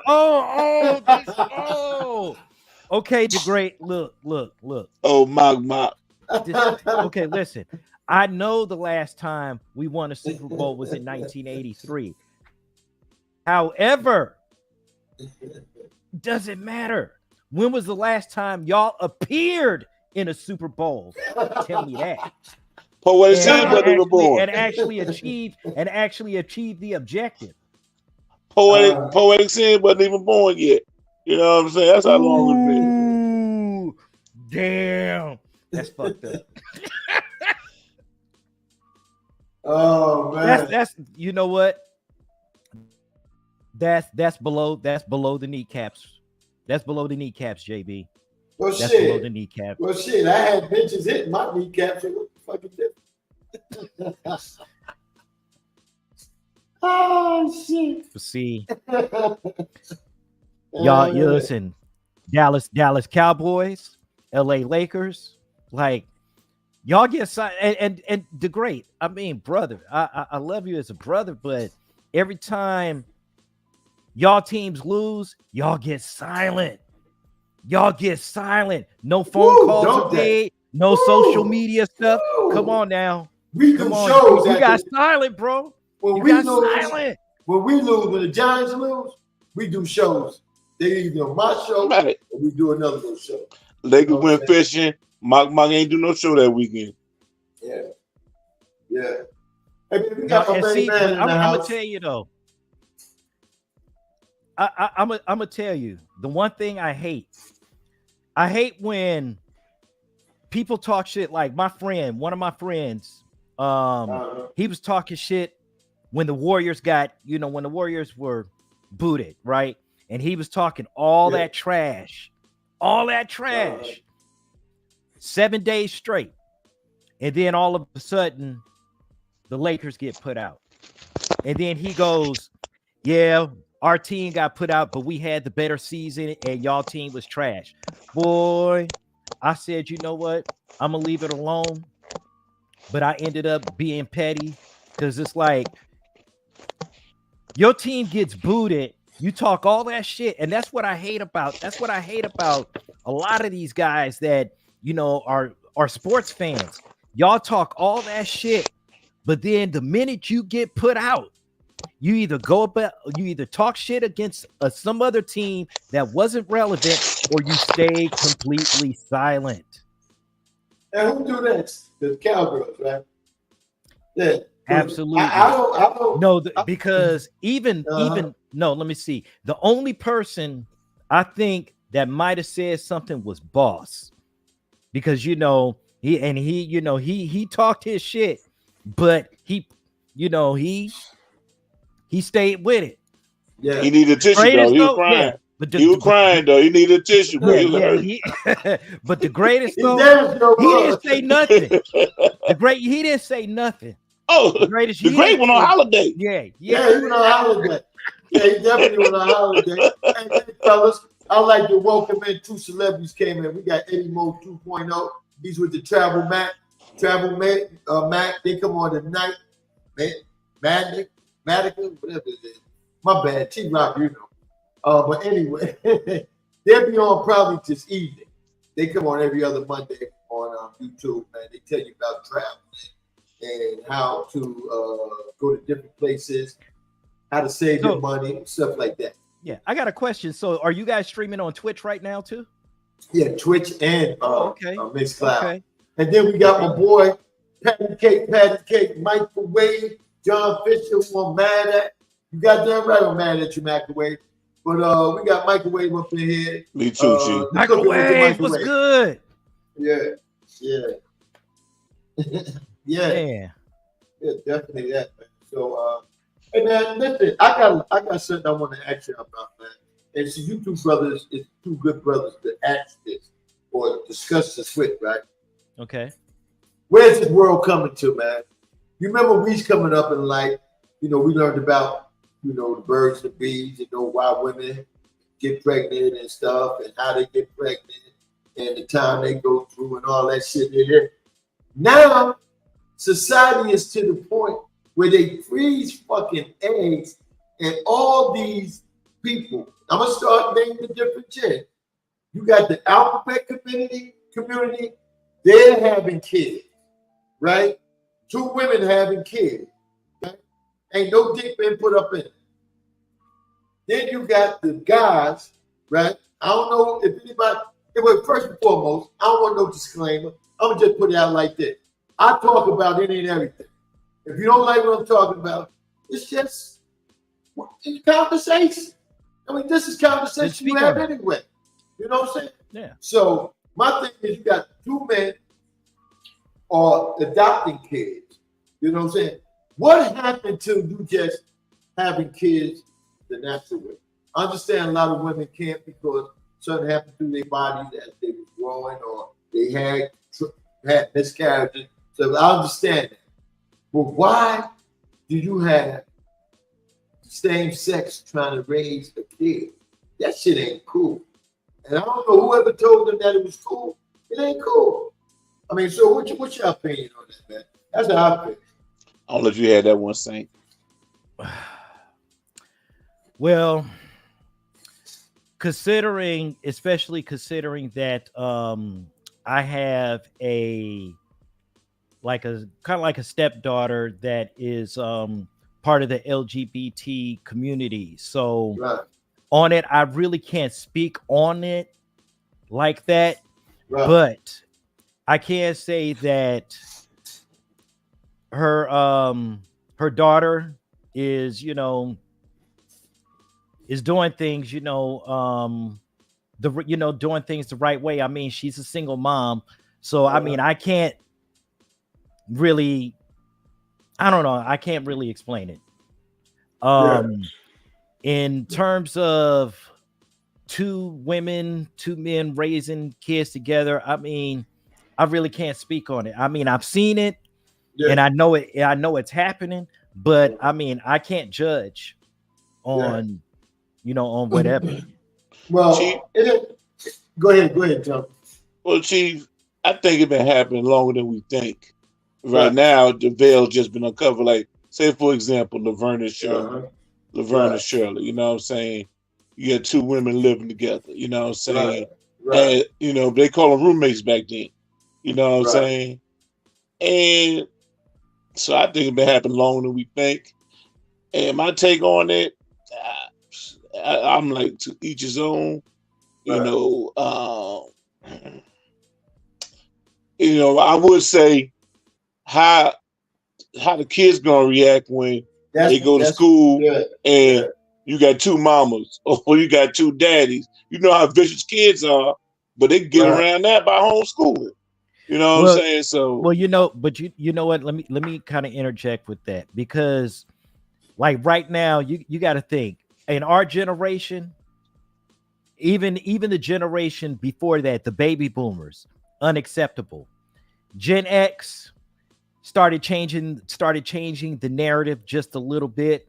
Millennials are now more accepting, and then Gen Z is total acceptance. It's either way, which way it goes. So I mean, it depends on the thought process.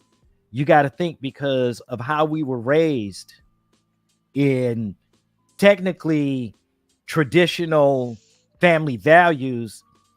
Some of that stuff has been depleted over time, but sometimes you have to hang on to that, because like with me, I still stay sticking with the traditional family values, even in this world as we see it, even in the challenges, the challenges and the things that you have to deal with. You have to sometimes either accept it or reject it. But sometimes you have to adapt it. You have to adapt to your environment. Yeah. You have to adapt to your environment. Well, the only reason I brought it up is because of probably 2 or 3 relationships that done this recently, right? Mm-hmm. And I kind of feel like this. I feel that the man and woman can't have it because one of them can't, right? I understand doing it like that. But when you got 2 women, and one woman is harder than me, and the other woman is a lady type lady, I don't know how they go about who's the husband, who's the wife, shit like that. I'm not judging. I'm just putting it out there because of the kid. All right.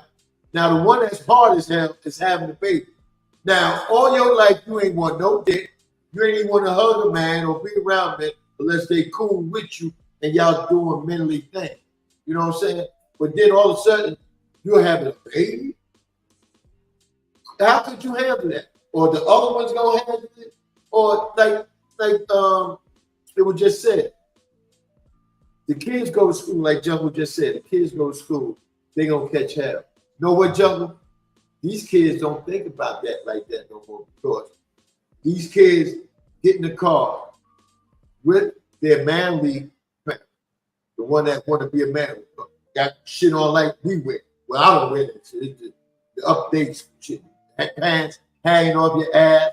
That's funny, man, to see a woman like that with her pants hanging off her ass. She got men drawers on and shit like that. You know what I'm saying? That's the funniest to me. It's funny, but it's sad too. And then the kid gets out the car. They walk the kid into class. All right, I see you later, mommy. That fucked me up. They know. And then what really brought it to my attention was when I seen this article about this lady. She having these eggs free because she want to have a baby with her girlfriend. So it just fucked me up, man. That's the only reason I brought it up, man, because society, and the great always said, you always go back to the back in the day. Don't you think, Saint, because you up in age and jungle, don't you think back in the days was better living? It's just now you got more technology and you probably got more things, resources and shit like that. But I had fun back in the days. When I was a kid, I had the best life of my life. Right now, right now I feel miserable with how the world's going. And that's real. You know, we don't talk about this enough, but I feel miserable. You know. How so? You know, because for one, we have enough people in this world today. And Martin Luther King fought for us to be able to do some of the shit we need to be doing that we're not doing. Atlanta definitely disappointed me as far as this man started here on his journey. And he died for black people on his journey living here, even though he didn't get killed here. You know. So for the people not to have control of Georgia, it's a shame. And there's more of us here. There's more of us here. And don't tell me the white man can do this white. Anything he can do, we can outmaneuver. But we have intelligent people too. But if you go back in the days when a lot of inventions and shit was being created and made, there was all black men and black women inventions and creation. It's just that they were stolen. Well, we know. Well, we definitely know historically that 90% of the inventions of pretty much anything have have been a person of color or just particularly in black people. Okay. That's one of the reasons why, to this day, I stream on Twitch, with my gaming.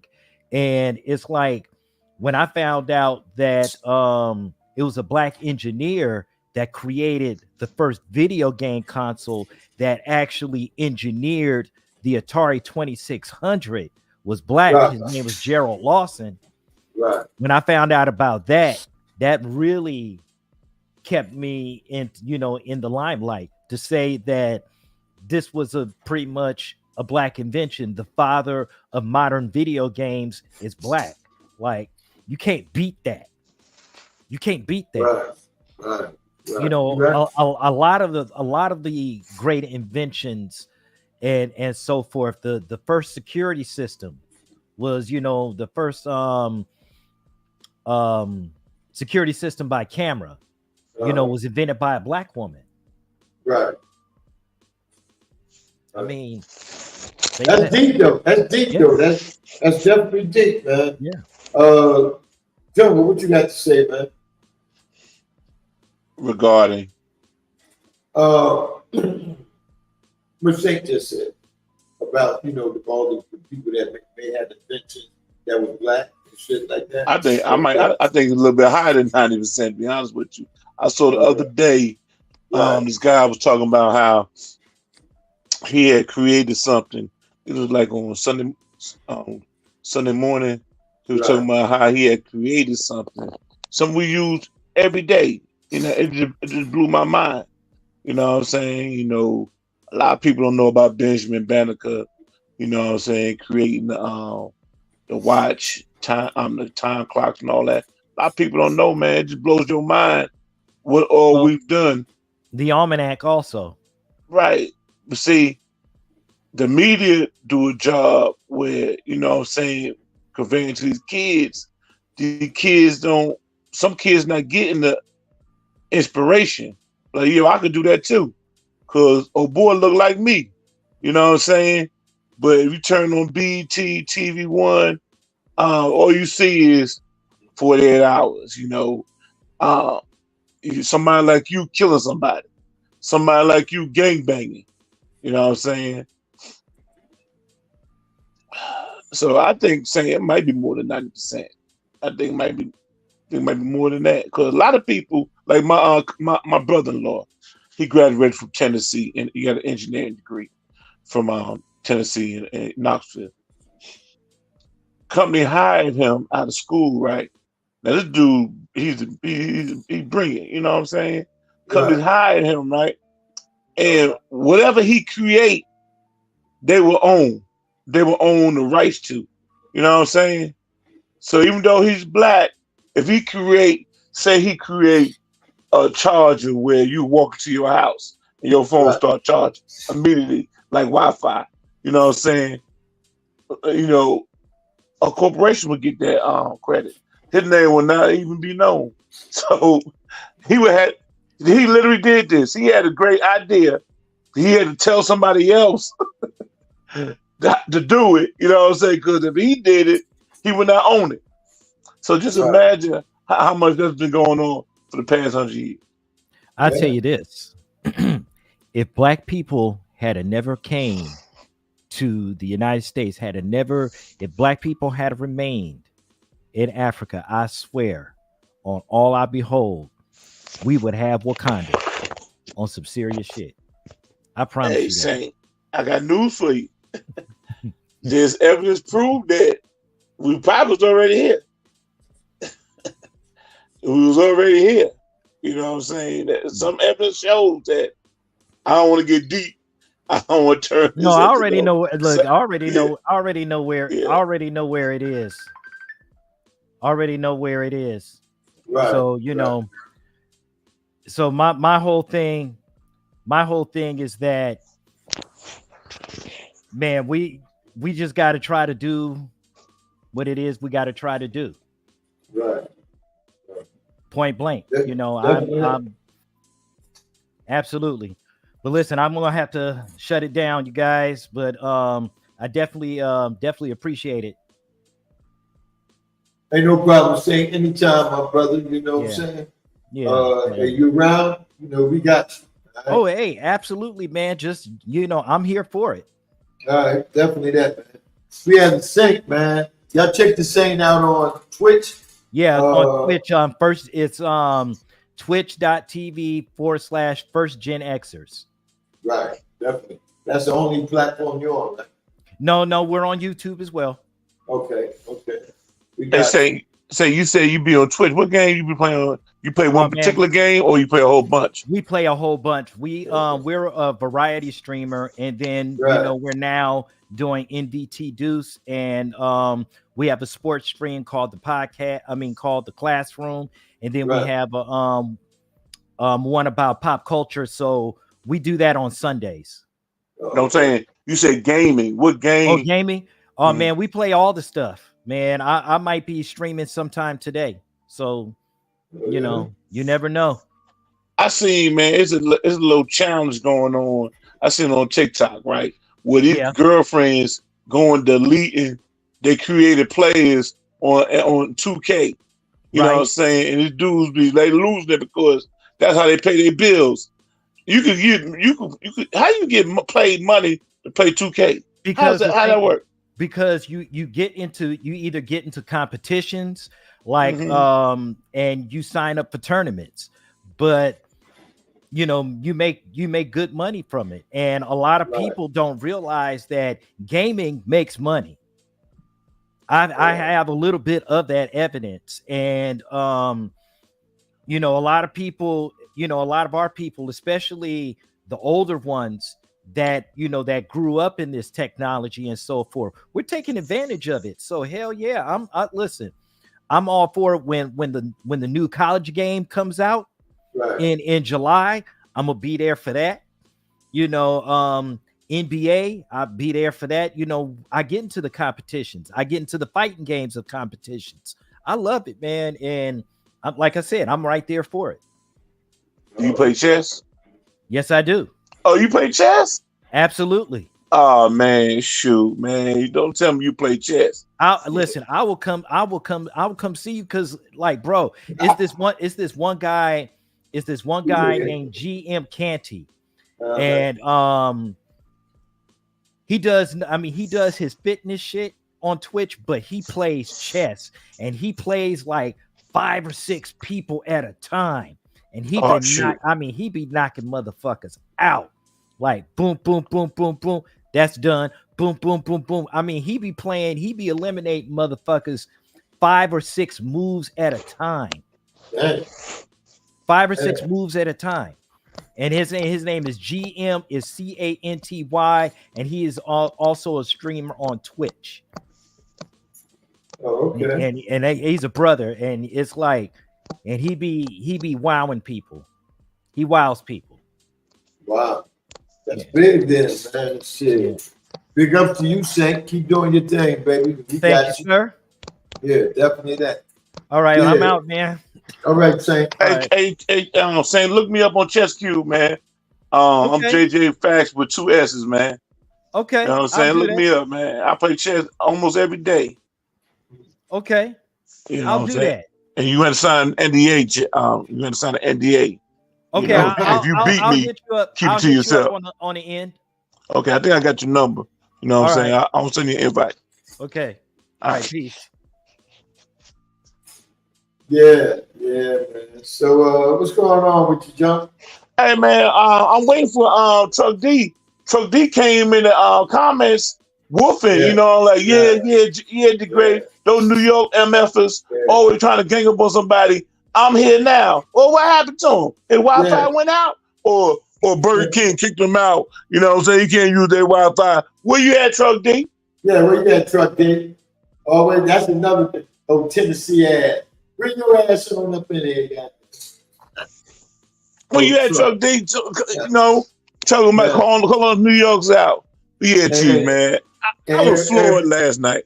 Go ahead, Chief. You about to say something? Yeah, no, I was going to say everybody want to jump on the great side. Oh, we feel sorry for, man, fuck you, great. Great, go in and buy them shoes, man. Go get them shoes. But yeah, Chief, you know, even though that 40 point they put on us last night is meaningless, because if we win all our home games, you know what I'm saying, we advance. You know what I'm saying? And if I was Tibbs, I would have sat Brunson down for game 3. I would say, you know, it's like the odds of us winning game 3 was like 10%. Right. You know what I'm saying? We had 2 nail biters in New York. So you know we go to Indiana, you know what I'm saying, they're going to be gassed up. Rest your players. And Chief, I'm looking at the game. I'm seeing Burt come on there contributing. I'm seeing Achua blocking shots, getting put back. I'm asking myself, Chief, and Mad Knox, he alluded to this earlier when the show first started. Why the hell we playing 7? Why we only playing 7, 8 players? When we got 9 legitimate players, we can rotate. They're still there. Yeah. Burt can play the point. Burt can play. He can play 3 positions. He can play the point, the shooting guard, and small forward. Why the hell we just bringing McBride on? Yeah. Only reason I'll hesitate with Burt, but Burt getting a little happy, man. You know what I'm saying? He started taking all these crazy ass shots. We're not in that predicament right now. We're in a predicament you take the right shot, and if you miss, you get the rebound. But when you start getting up in the air and you throwing shit across, and that shit ain't working. I would rather have Shane Milton get some time too, man. You know, Chief, it's all about coaching, Chief. When I played in my church league, I played my church league basketball team. I get out there, start thinking I'm Spreewell. You know what I'm saying? Allen Houston, John Starks, start shooting those 3-pointers. You know what I'm saying? Right. Coach give me a look. He give me a look. You know, like, hey, if you don't get your ass down there and bang, I'm taking you out. So when Berg started shooting those crazy shots, it's on the coach, man. Yeah. It's on the coach. And I don't know how Tibbs was when he was a young coach, but seeing him these last 4 years, man, it makes me wonder: do you ever say shit to motherfucking referees, or could they hear you? Because when you do a press interview, sometimes you can barely hear him. Shit, he like Shaq, got that mumble jumble on him shit. But I be wondering, do he have? He don't have that New York persona to be the coach, man.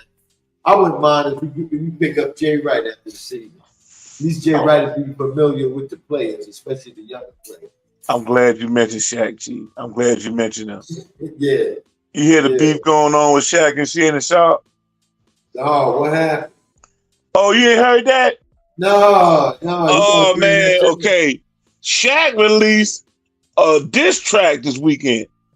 You know what I'm saying? Talking about how, he got money, this, that, another. Talking about Shannon Sharp. You know what I'm saying? Like, hey, don't come for me. I got this, that, another. And it's pretty good. Because, Shaq can rap. What's going on, Sports Governor? Shaq can rap. And it came out real good. You know what I'm saying? So your boy Shannon Sharp responded. He like, yo, Shaq, you know what I'm saying? You a legend. You know what I'm saying? You top 15. You may be top 10. But only you is the reason why you're not top 5. You can say what you want about me. I was never the player. You are. You know what I'm saying? You are the elite of the elite. This Shannon Sharp talk. You're the elite of the elite. But one thing nobody can ever say about me is that I'm lazy.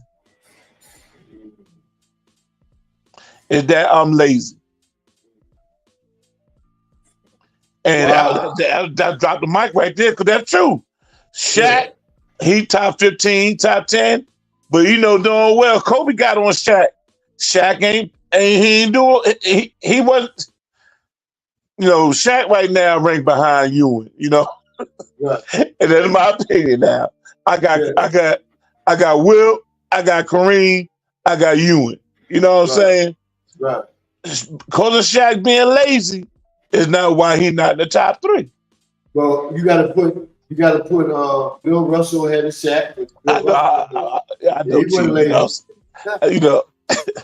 But in today's game, Bill Russell be a stretch forward. He'd be a power forward. You know what I'm saying? But I'm just saying to say this. Shaq left some years on the table. You know what I'm saying? Shaq, fall back, Sports Governor. Fall back. I'll get ready to show you that. You know what I'm saying? Hey, say what you want, man. Ewing carried the NBA while Jordan was out.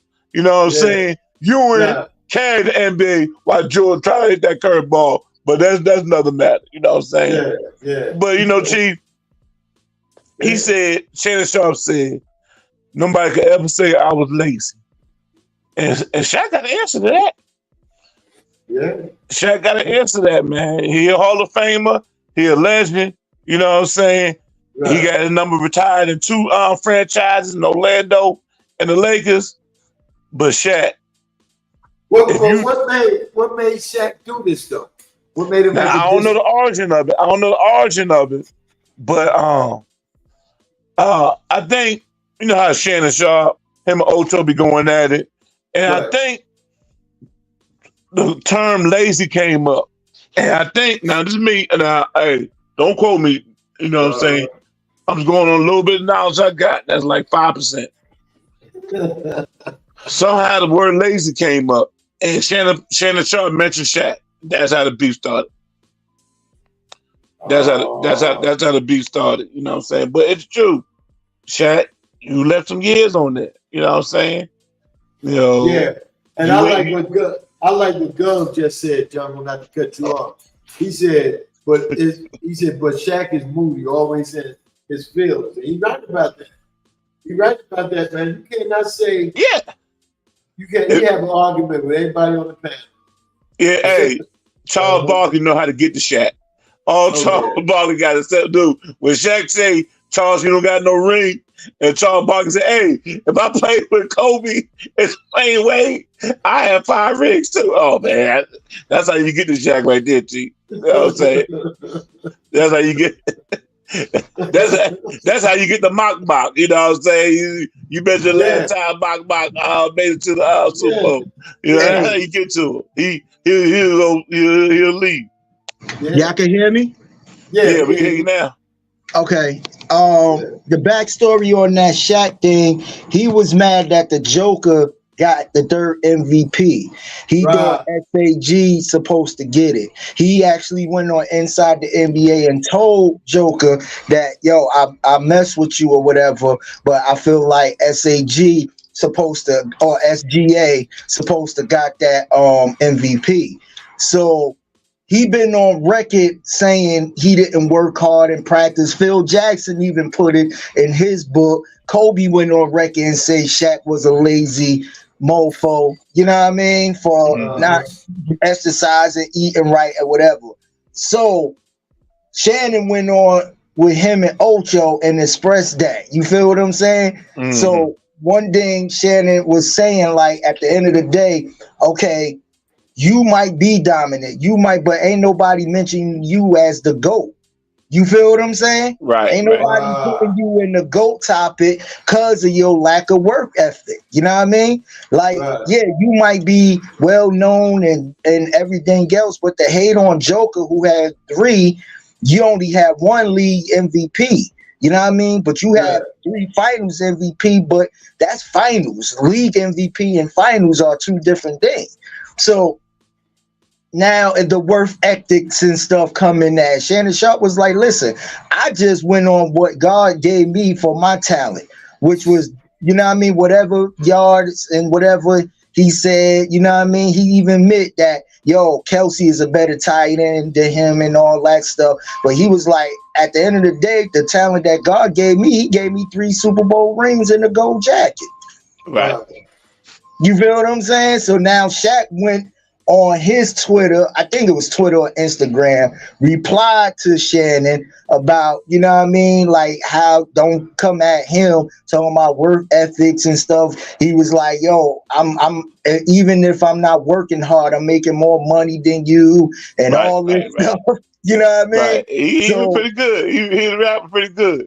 Yeah, and then Shaq put out a whole diss track on him. Shaq got bars, you know what I'm saying? Acting two stickers.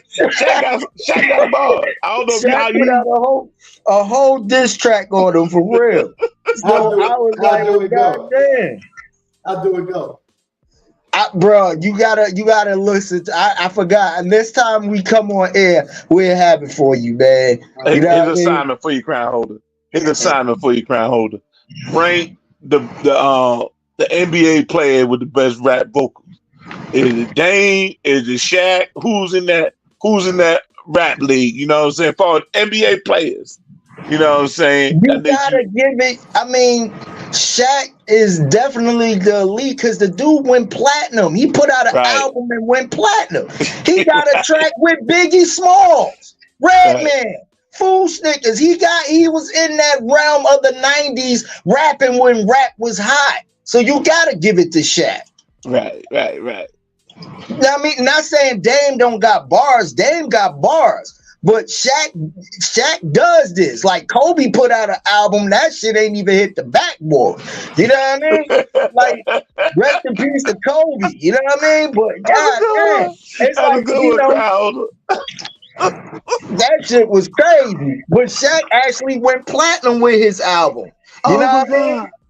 So it's like, yo, you some of these athletes trying to be rappers and stuff like that. You know what I mean? Shaq, you got to give it to Shaq. Shaq was successful on his album, and he had joints. It ain't like he had not like corny rap songs. He had nice, yeah. He had slappers. You know what I mean? So it's like, yo, what can you do with a man that said, yo, I was in the studio with Biggie Smalls, one of the greatest rappers alive, bro. Yeah. You can't compete with that. That's on his resume. Yeah. You know what I mean? So it's like, damn, you know, but hey, I was like, damn, Shaq, doing diss track, knowing Shannon can't rap for shit. That's fucked up. That's not an even battle. Right. Now, hey, Shannon replied, yo, Shaq. Hey, you this, you that. Oh, but you can say what you want about me. You can't say I'm lazy. That was the only comeback. That's what Shannon's idea was. Like, you even went on record and said it to yourself. But my thing is, Shaq was like, but who is you to be saying this, though? If it's my opinion to say that SGA, you know what I mean, deserve the MVP, is my opinion. Why are you sitting here trying to, you know what I mean, badmouth me over, because, you know, and like you said, it's two different eras of time. Shaq even said, yo, I never took practice serious. You know what I mean? So if you got this man saying, he basically Eminem'd them. You know what I mean? Like, yo, I am this, I am that. So what else you got to say? But it's like you still rebuttaling Shannon. It's like, come on, bro. Like, you ain't, you know what I mean? That's what Shaq is saying. Like, everybody know it's on audio record that not only myself, Kobe said it, Phil wrote it in the book. Everybody knows that. But you know what I mean? I'm still richer than you. Right. I'm still this, that, and the third. So Shannon's like, yo, bro, I ain't trying to go back and forth with you. You know what I mean? You took it a whatever way, and I apologize. So man, Shaq, that shit cut Shaq deep when you gotta go in the studio and do something. You know what I mean? Shaq was like, no, I'm not taking this laying down. You gonna get these balls. You know what I mean? This is what I do. Shaq was like, I'm lazy. Okay, I'm gonna show you work ethic right now. You know what I mean? I'm gonna dish you on social media, and I'm gonna go in the studio and put it on motherfucker me. I was like, God damn. Had a good beat to it too. Had a nice beat to it. You know what I'm saying? It wasn't one of those whack beats, you know what I'm saying? Right. He had a nice beat to it. Like he went with Dr. Dre or somebody. Right. You feel what I'm saying? You know, hey, Chief, you know us Jersey dudes. We're a little petty, you know what I mean? We're a little petty with ours. So, you know what I mean? Shaq, but like I said, I could kind of see both plots. Like, I mean, to me, I took it like Shaq just telling somebody his opinion. Like, yo, you my mans in them, but homeboy deserved that trophy more than you. You know what I mean? And that's all he was saying. For Shannon to go back and try to flip it, and then you know you had Gil on your platform along with Ocho, it was like, you know what I mean? Make it seem like it was like, I don't know, you know what I mean? But it was crazy in that sense, for real. Hey, did y'all see Stephon Marbury and Carmelo Anthony did a podcast? Yo, y'all see that? I heard about it. I did. Yeah, man, what's going on with Boeheim telling Marbury, you know what I'm saying, we want you to come to Syracuse, but you ain't starting. What the fuck wrong with Boeheim? You hear that? You hear that story he told? No, I didn't hear that one. But, yeah. Who was starting over? Say what? Who was gonna start over? Man, you had hey, that's the first thing the boy asked Marbury. Who was on Syracuse team? And hey man, he mentioned some names that that ain't doing nothing. Ain't go to the NBA, ain't did nothing. They had like maybe one good player. And Boeheim going to tell Marbury, you ain't starting. Now, I know Syracuse had John Wallace, but that's like 98, 99, right? When they went up against Kentucky, right? Right. About 98, 99. So Marbury played 1 year at Georgia Tech. That's around 96. So I'm thinking about who Syracuse had in 95, 96. And I'm drawing up a blank. But Marbury said he wanted to go to Q's before Syracuse knew he wanted to go to Q's. You know what I'm saying? That was his squad, playing in the Carry Dome and everything. He said Boeheim came to his house, his brother was on one side of him, his mom was on the other side, and Boeheim was sitting in a chair. You know what I'm saying? And Boeheim said, out of nowhere, you know we ain't gonna start you. And Marbury said his older brother, him and both brothers got him and walked out the room. It was over. And the next day, Bobby Crimmins called him and said, yo, we're gonna give you the ball, we're gonna put the ball in your hands, and the rest is history. Yeah, I mean, with the talent he had coming out of high school, I mean, Bayham, I don't understand Bayham. That's why he looks so fucking weird. You know, Bayham got a sister for a wife. He learned the lesson though, cause he sure ain't said that to Carmelo. He learned his lesson. Oh no. He didn't say that to Carmelo. Everybody was after Carmelo back. You know? Yeah, everybody was after him and shit. Hey, Chief. Yeah. If you had Marbury money, you see what the CC got at the Garden, right? He under the rim. Yeah. Is those good seats or bad seats? Well, he on the for Marbury money. He on the corner of the basket. So yeah, they kind of back in seats. Yeah. They should have had him on either side of the front row. I think Spike Lee got one of the best seats in the house. You know what I'm saying? Oh yeah. He got two of the best seats in the house, but he got two seats. He always invites somebody to come. Right. Yeah. He always invites somebody. You said he got two seats? Yeah, he got two seats. He always got two. I saw on a social media site this kid talking about Spike Lee is only famous for being a Knicks fan. I'm like, this kid must be 20 years old. Yeah. You know how many movies Spike Lee had to make to get those seats? This kid wasn't even born. He was a sperm in his daddy dick, pause, to be coming at Spike like that. Like legendary. You can say whatever you want about Spike being a Knicks fan, but his movies is certified. You feel what I'm saying?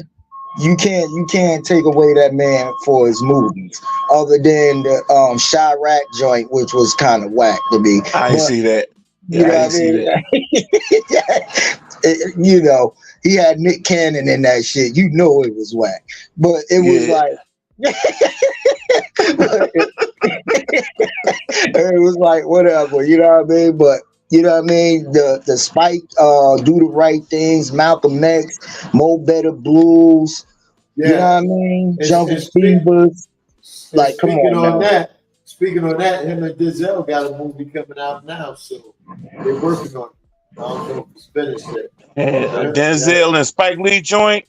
Oh man, classic, man. Mo Better Blues. Yeah, man, that's gonna be ill right there, boy. Malcolm X, shit. Come on, man. Just watching Malcolm X and how Denzel, like, really just Oscar performance, that whole thing, man. It was just, man. You feel what I'm saying? Yeah, and not for nothing, man. Denzel put a lot of good people on. Robert Harris. You know what I mean? You had Martin. You had a lot of good people at that time coming up in the Denzel type films, man. Samuel Jackson, all of them. You know what I mean? Wesley. You know what I mean? You know, Wesley had a contract where he was piping everything down in Spike movies. Samuel's been around. Samuel Jackson been around since school days. You know what I'm saying? Yeah. School days. Right. Yeah. School days. And he had Gina in that motherfucker. He had Gina out there slinging that. That was the first time I seen Gina. Boy. Giancarlo Esposito told her to sleep with her, and she's like, "Well, you told me to." You're like, "You fucked up."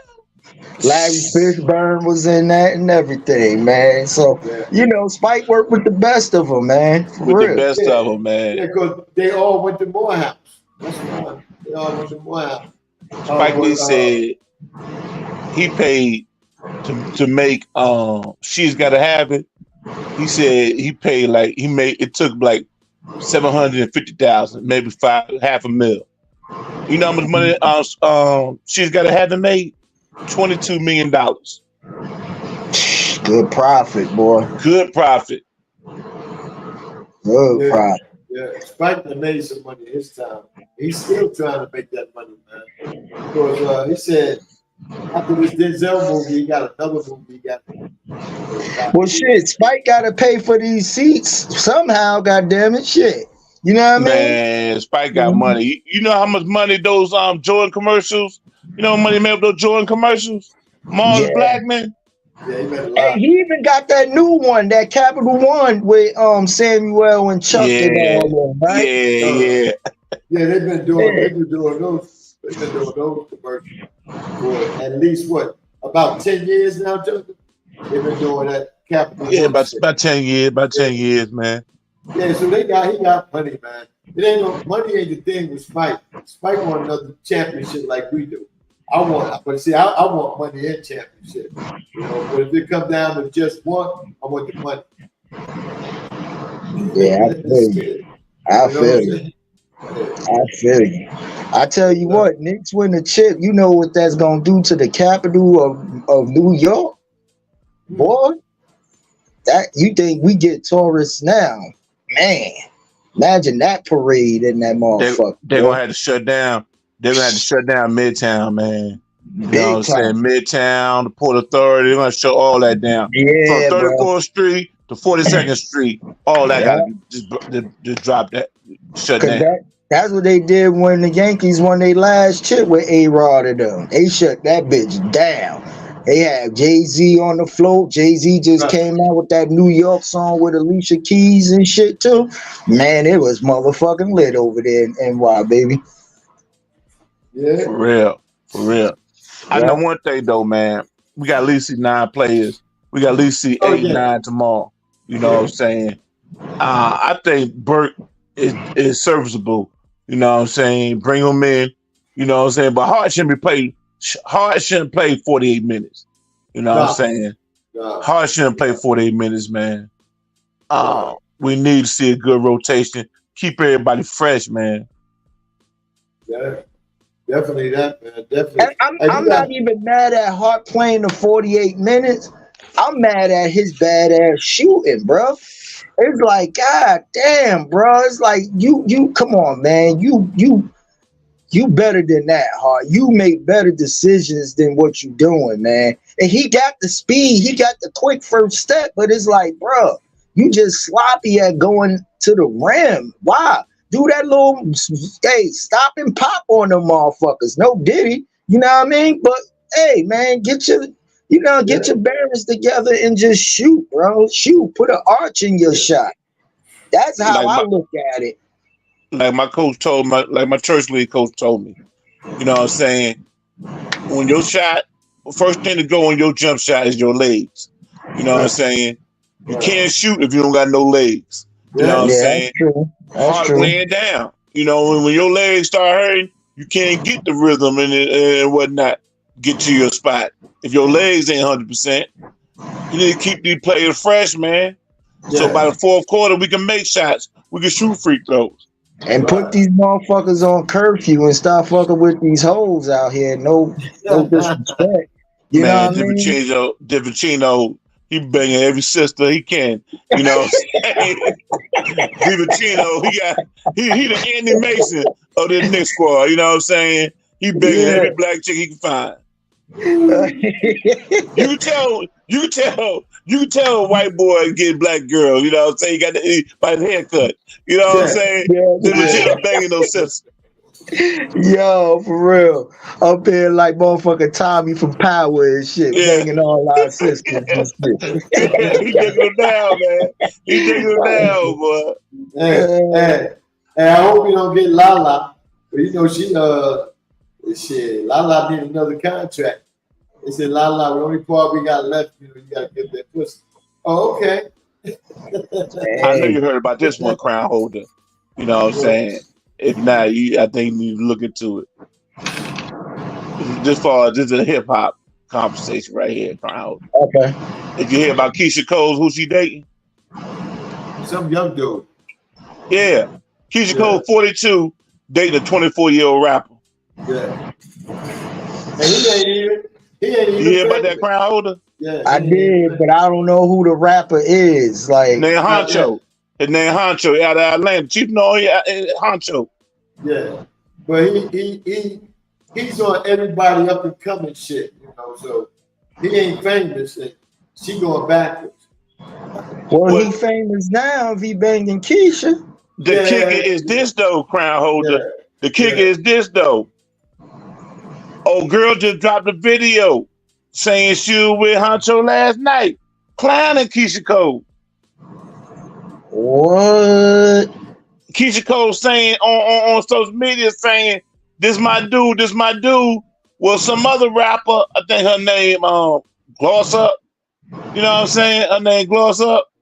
Right. She talking about I'm banging Honcho. He ain't say nothing about you.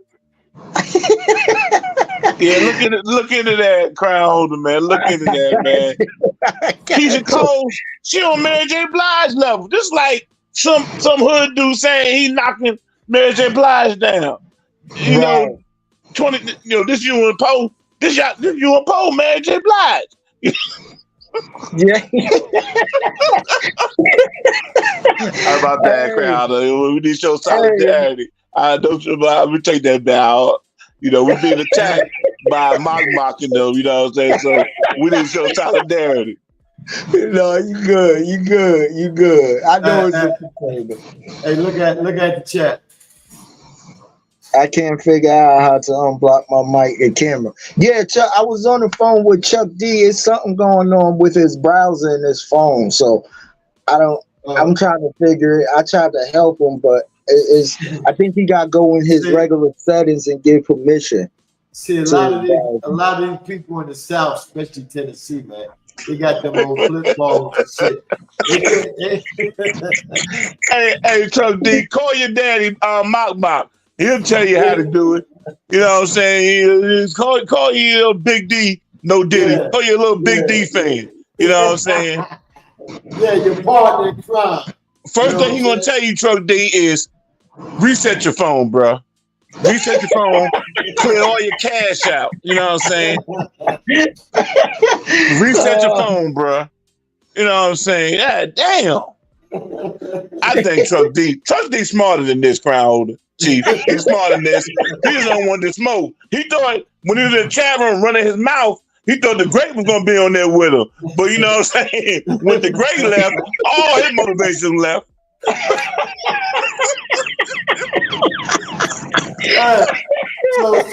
So you saying this is Inspirational Monday?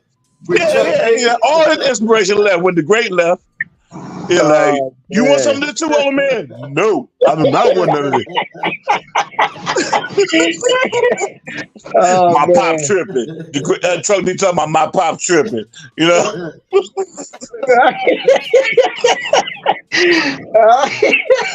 They got Chuck D out here like Red from Friday. Oh, yeah, shit. my pop's tripping. He talking about I didn't get my bike back.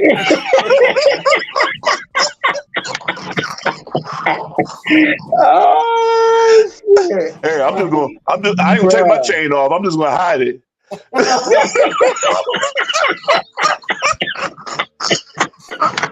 Oh shit! Yeah, like Debo stupid. You know what I'm saying? What you got with my 40, homie? He said, I thought you had $200. I do, but I want to spend Red's money.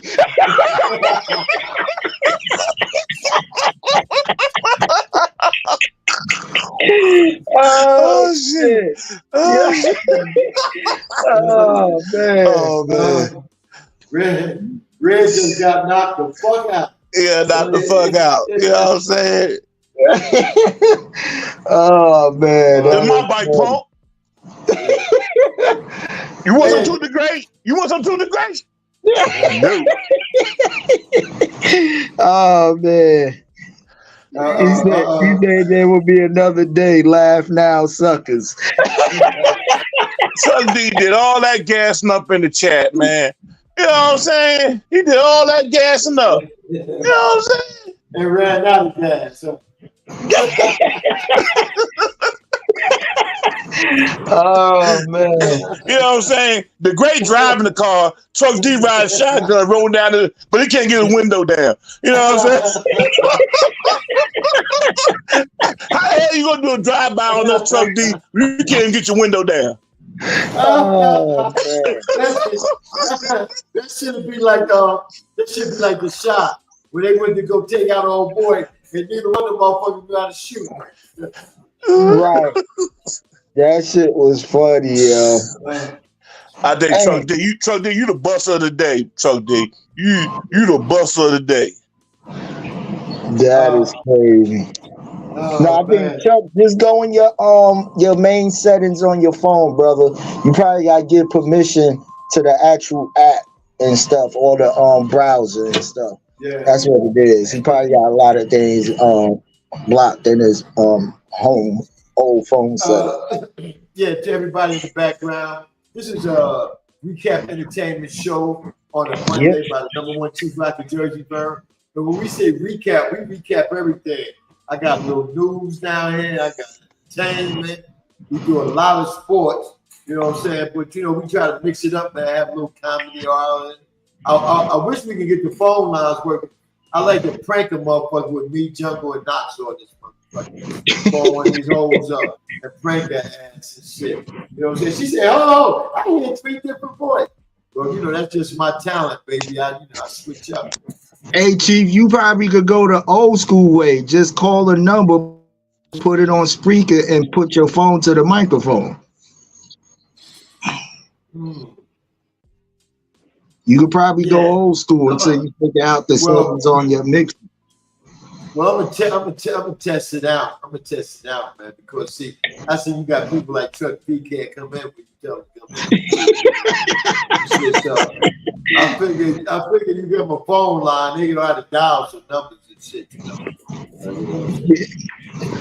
Facts. That shit man. Too hard. Hey, listen, man. I want to ask you this question, man. I know we kind of down and out with politics these days, but this is a tough.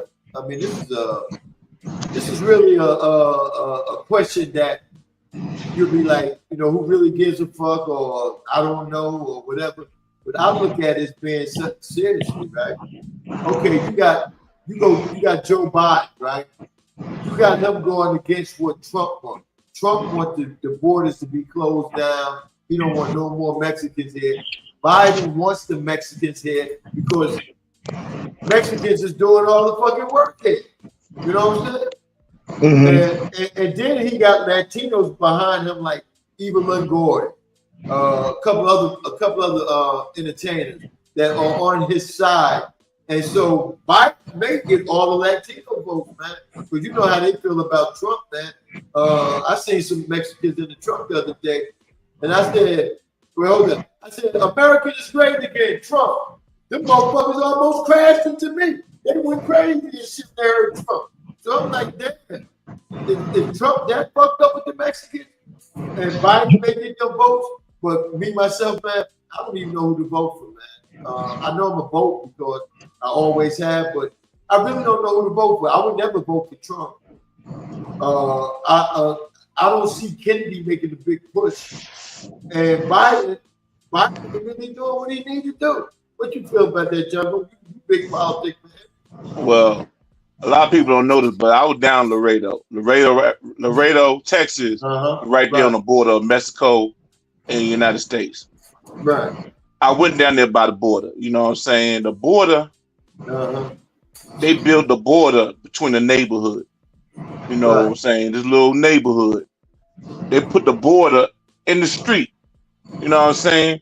What? So you got family on one side and a family on the other side of the border. You know what I'm saying? They've been down there. You know how gerrymandered the lines? Yeah. Well, I don't know if it's Mexico gerrymandered the line or United States. I know it, but I'm going to play it dumb. You know what I'm saying? So they don't, so no guy, no suits and come lock me up. You know what I'm saying? They gerrymandered the borderline, and the borderline going through a neighborhood. So a lot of times when you see Mexicans trying to cross the border, they just get to their family. But a lot of people don't know that. As far as the border, you know what I'm saying? Now, as far as who to vote for, you just got to vote your interest. You know what I'm saying? Let me give you the idea of your interest. When Barack Obama was president, right? He made Anthony Fox Secretary of Transportation, right? I bought 3 trucks because Secretary of Transportation, that's DOT. You know what I'm saying? They had loads, you know what I'm saying, that they gave to owner operators. Obama funded the SBA, Small Business Administration. I get loans to support my business, right? 2016 came. Guess what happened? All those little loans I was getting from the DOT, foreigners getting that. And I ain't gonna say which foreigners, you know what I'm saying?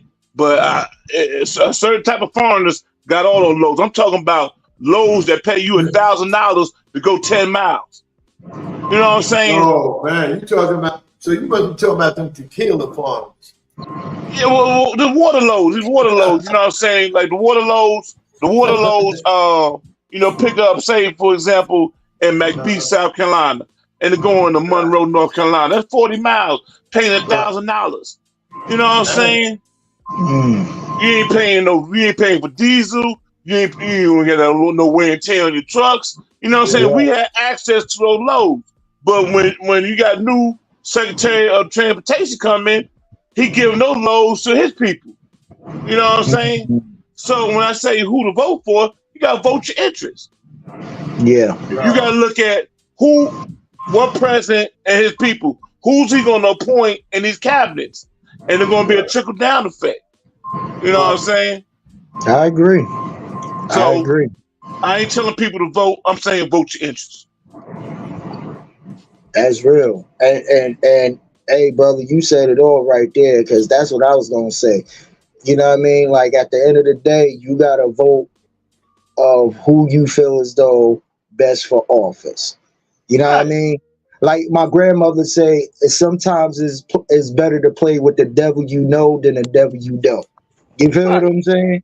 So, you know what I mean? So, like Jungle said, whatever piques your interest, you know what I mean? Some people, that's Democrats, feel like Trump is that guy based off of whatever he did, which he didn't do. You know what I mean? He had to pass everything through Congress to get the okay to do that. Because his name was on the front doesn't mean he just was like, hey, we need to do this. Trump was the same motherfucker that said, oh, COVID-19 is nothing. Once it get warm, you know what I mean? It will go away. But we had over 1 million people who died from the shit. You know what I mean? So, again, like Jungle said, you know what I mean? Go with who piques your interest. Go with your benefits of it all. You know what I mean? At the end of the day, if you didn't get nothing from both parties, then, you know what I mean? My thing is, if you sitting there saying, well, I ain't going to vote because both of them fucked up or whatever, then when it comes to time when shit goes left or how the country shifts, you can't say shit because you ain't get out there and put your name on that ballot. You know what I mean? Straight everything's a trickle down effect. You know what I'm saying? Everything trickle down effect. Trickle down effect meaning somebody comes in office from the top and he appoints people and everything trickles down. You know what I'm saying? So if you don't, everybody got an interest. You know what I'm saying? If you on drugs, right? Say for example, you on drugs, right? You got one guy that's going to fund the organization to help addicts. You got another politician that's going to lock them up. So if you on drugs, you know what I'm saying? Who you going to vote for? The one that's going to lock up addicts or the one that's going to put them in a drug treatment center? Right.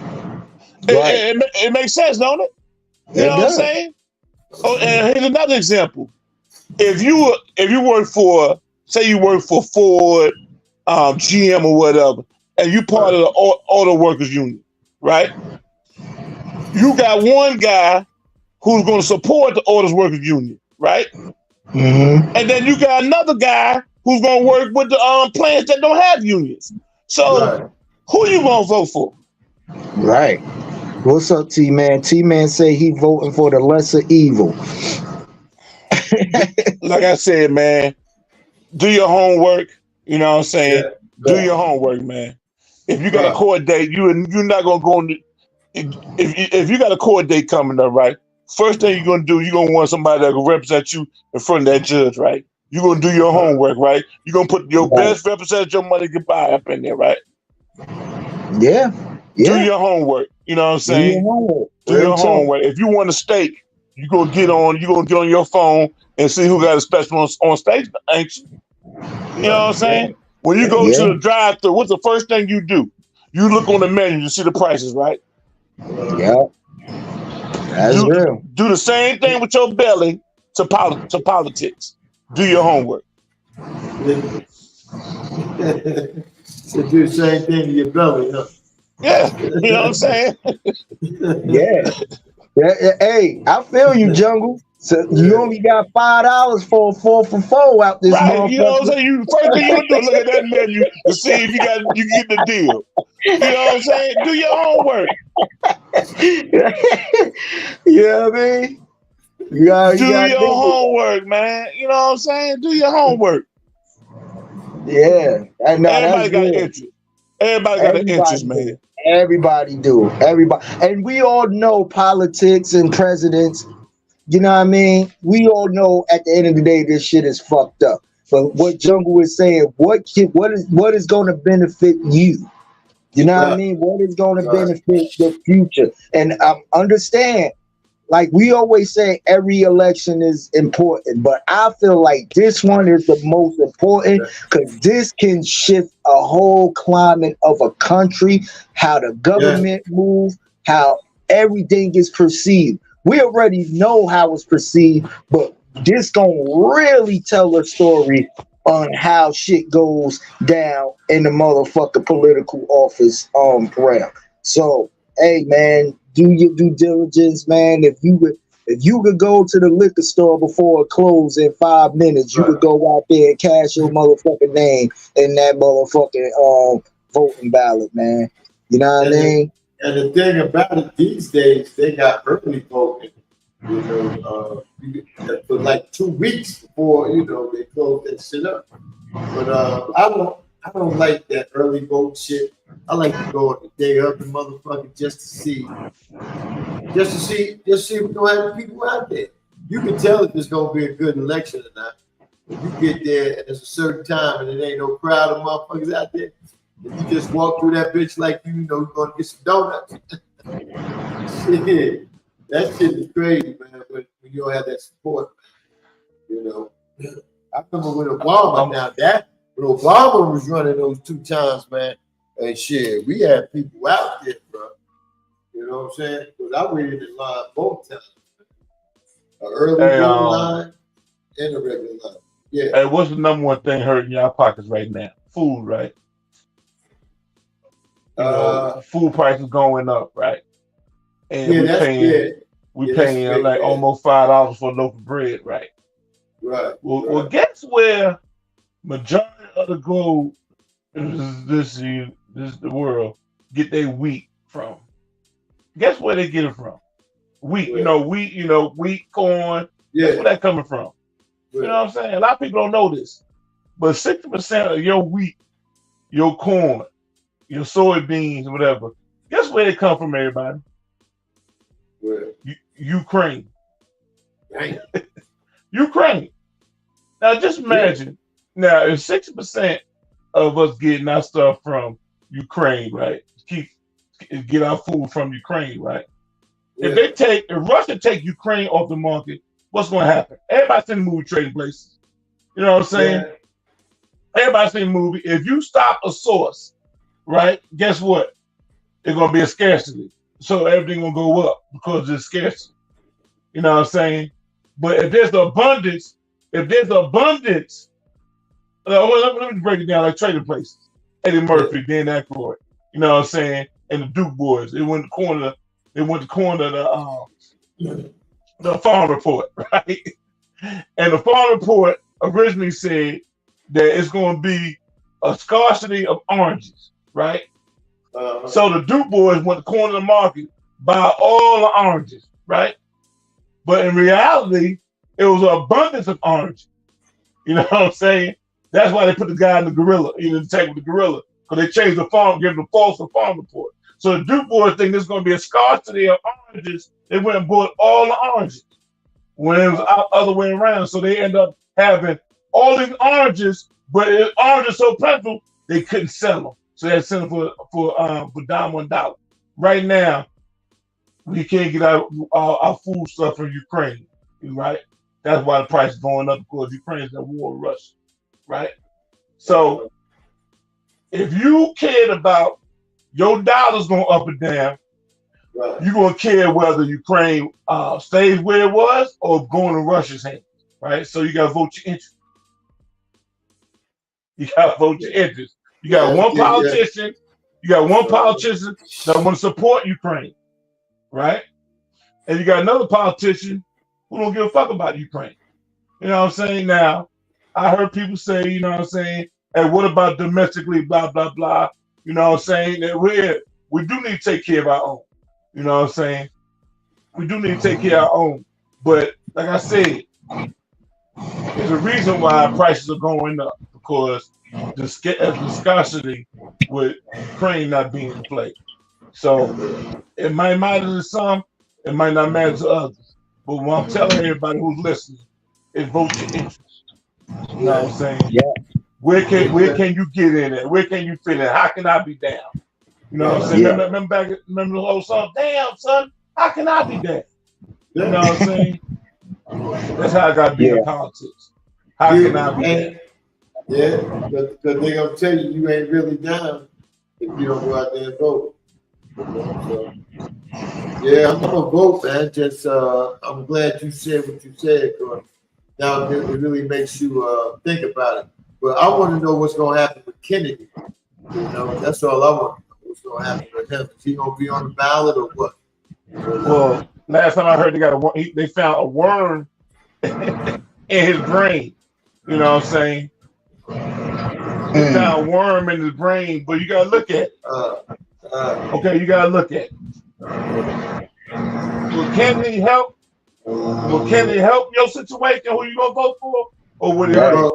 No, what Kennedy would do, if he still got strong followers, what he'd do is he'll take votes away from Biden and Trump. And you know, you need a 90, 97 or something. I forgot what the percentage is you need to get in. And if he take votes, neither one of them will have enough to get in. And then the White House got to elect the president. Well, here's what it is.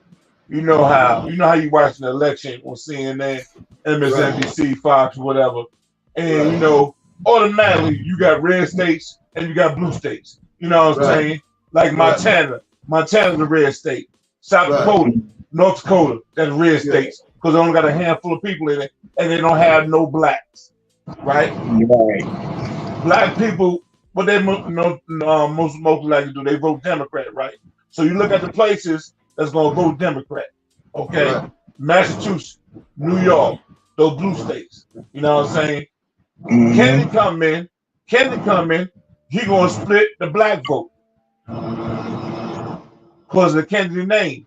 You know what I'm saying? Boston, Massachusetts, that's notoriously a Democrat. So right there, they're gonna split the vote. Now the Republicans only gonna get 25% of the vote. But if you got the Democrats 75% getting split in half, then Republicans in play. You know what I'm saying? So instead of the Democrats having 75%, they got like 35, they got almost 38%. 37%. You see what I'm saying? So this is where Kennedy comes in. Yeah. He's a spoiler. You know what I'm saying? And anyway, most political stuff, they're already contracted to vote a certain way. You know what I'm saying? They're already contracted to vote a certain way. And so all Kennedy's gonna do is take the independents. He's gonna split the independent vote. Yeah, that shit gonna be that shit gonna be kind of deep, man. And it's deep, man. Yeah, it's definitely gonna be kind of deep, man. Hey, but we got 2 games tonight, man. This is gonna be our last subject. 2 games tonight. We got Cleveland and we got Cleveland going to Boston. And no, we got Cleveland still in. Boston still in Cleveland. It's 2-1. Boston and Cleveland, and the Thunders is in Dallas. Right? From the last 2 games, I look at Kyrie and the Magic. Kyrie and the Mavericks. I see them beating Shane Gilchrist. I see them going up 3-1. And the Thunder's going back home 3-1. And I see the Celtics and the Cavs. I don't know, man. I think the Celtics sucked the Cavaliers hard the other day, man. Saturday. So I don't know what type of Cleveland team gonna come out there. Maybe they're gonna get Mandelion and give him some inspiration. But I don't know, man.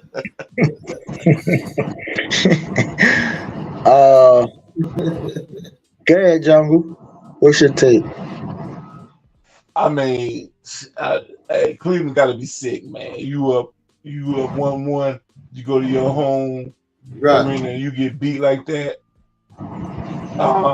They gotta win tonight just to get back to 2-2. So everything right now clearly pressure's on Cleveland. You know what I'm saying? Boston can approach the game like a Muhammad Ali about to fight. You know what I'm saying? Jerry Quarry. You know what I'm saying? You don't got no pressure. You know what I'm saying? Pressure's all on Cleveland. Cleveland got an X-Man. You know what I'm saying? Oh boy, real nice. He could put the team on his back. It'd be nice if Allen could come back to help with the inside rebound or whatnot. That's what they're missing. Yeah, you know what I'm saying? Yeah. Donovan Mitchell, you know, he could put 40 on you, but I think he's gonna need 50 to win. You know what I'm saying? He's gonna need 50 to win because Boston got 2 closers and they got role players that can hit shot. You know what I'm saying? White replaced Marcus Smart. Marcus Smart used to be that number 3.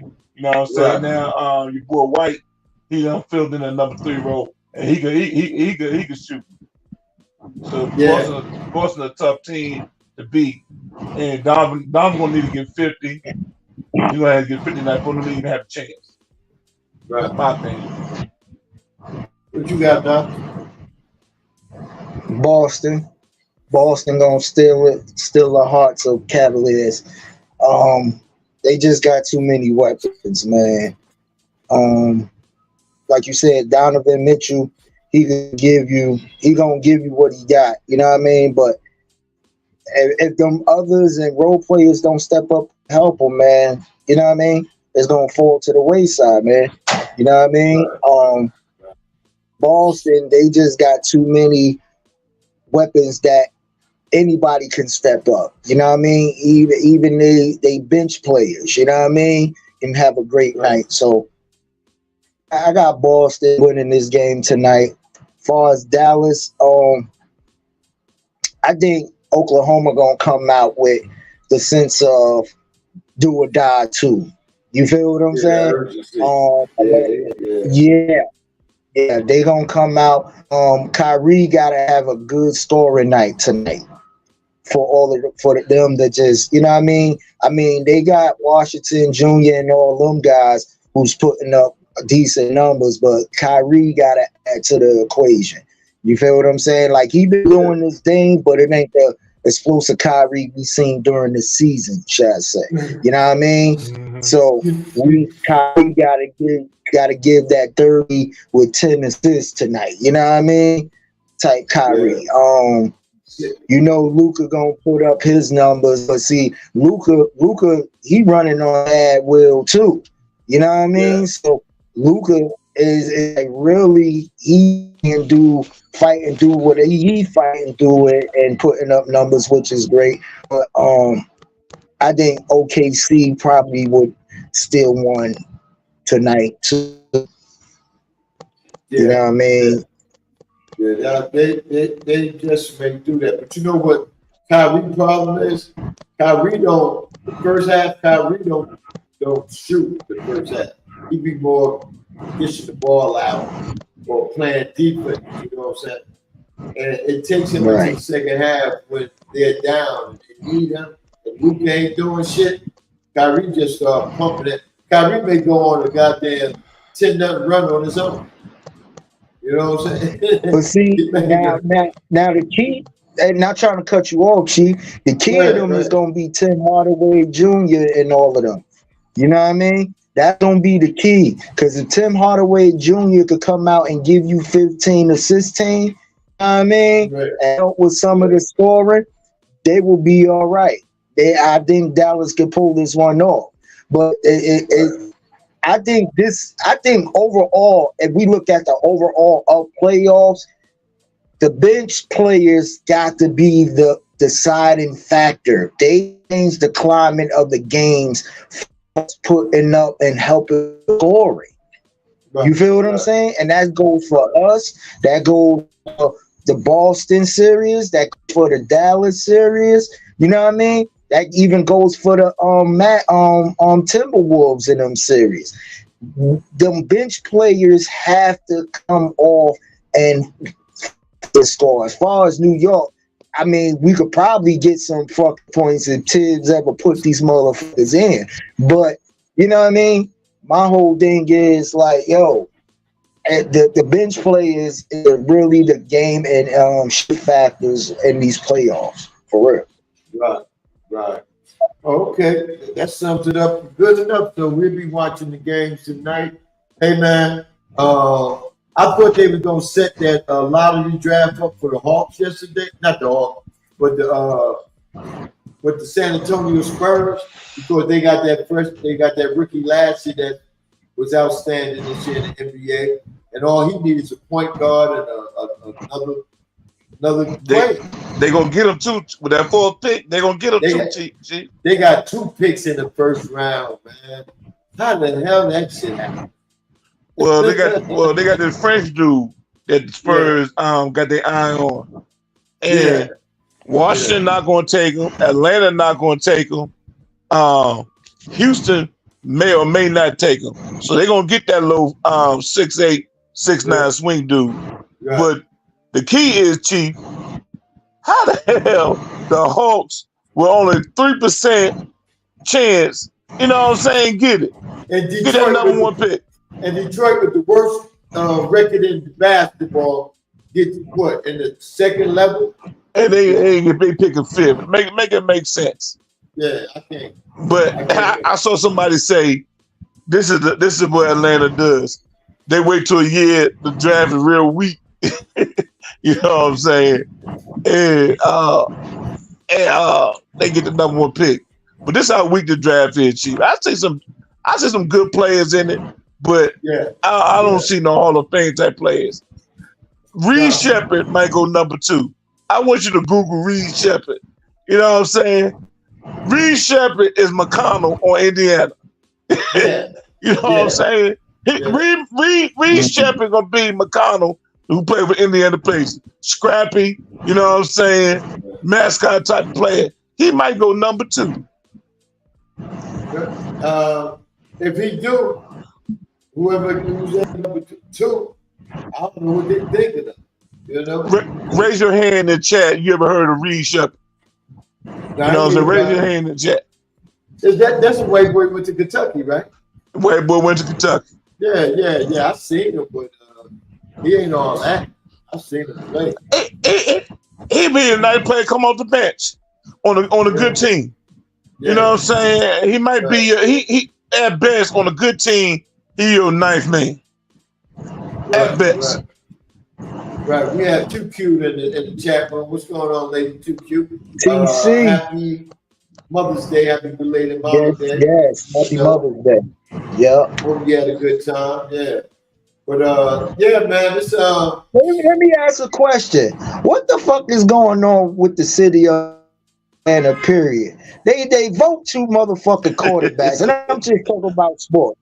They get 2 fucking quarterbacks, spend bread, then they get this motherfucking draft pick. You know they ain't gonna know what the fuck to do with that shit. You know what I mean? I'm just trying to figure out what the fuck goes on. Braves ain't worth a damn. You know what I mean? God damn. They soccer team even ass out this motherfucker. Shit. I mean, goddamn, what is going on in ATL, man? And I love y'all in the ATL, but man, y'all motherfucking owners is on some bullshit in the sports world for real. Nah, they trying to make the city so much like New York. They trying to make the city so much like New York. Their general manager, who was at the lottery yesterday, he used to play the Knicks. You remember Landry Fields, Jungle? Yeah. Yeah. So Landry Field gonna bring that Phil Jackson down here. That stank. They gonna get the wrong motherfucking player. You know what I'm saying? And they gonna trade Trey Young because Trey can't play it no more. Man, Trey done got rid of 2 brother coaches that's good. You know what I'm saying? He's still mouthing out. He got rid of Josh Collins. You know, Josh Collins out there in Utah gets blasted. Everybody's made him their highlight reel when they go up and slam.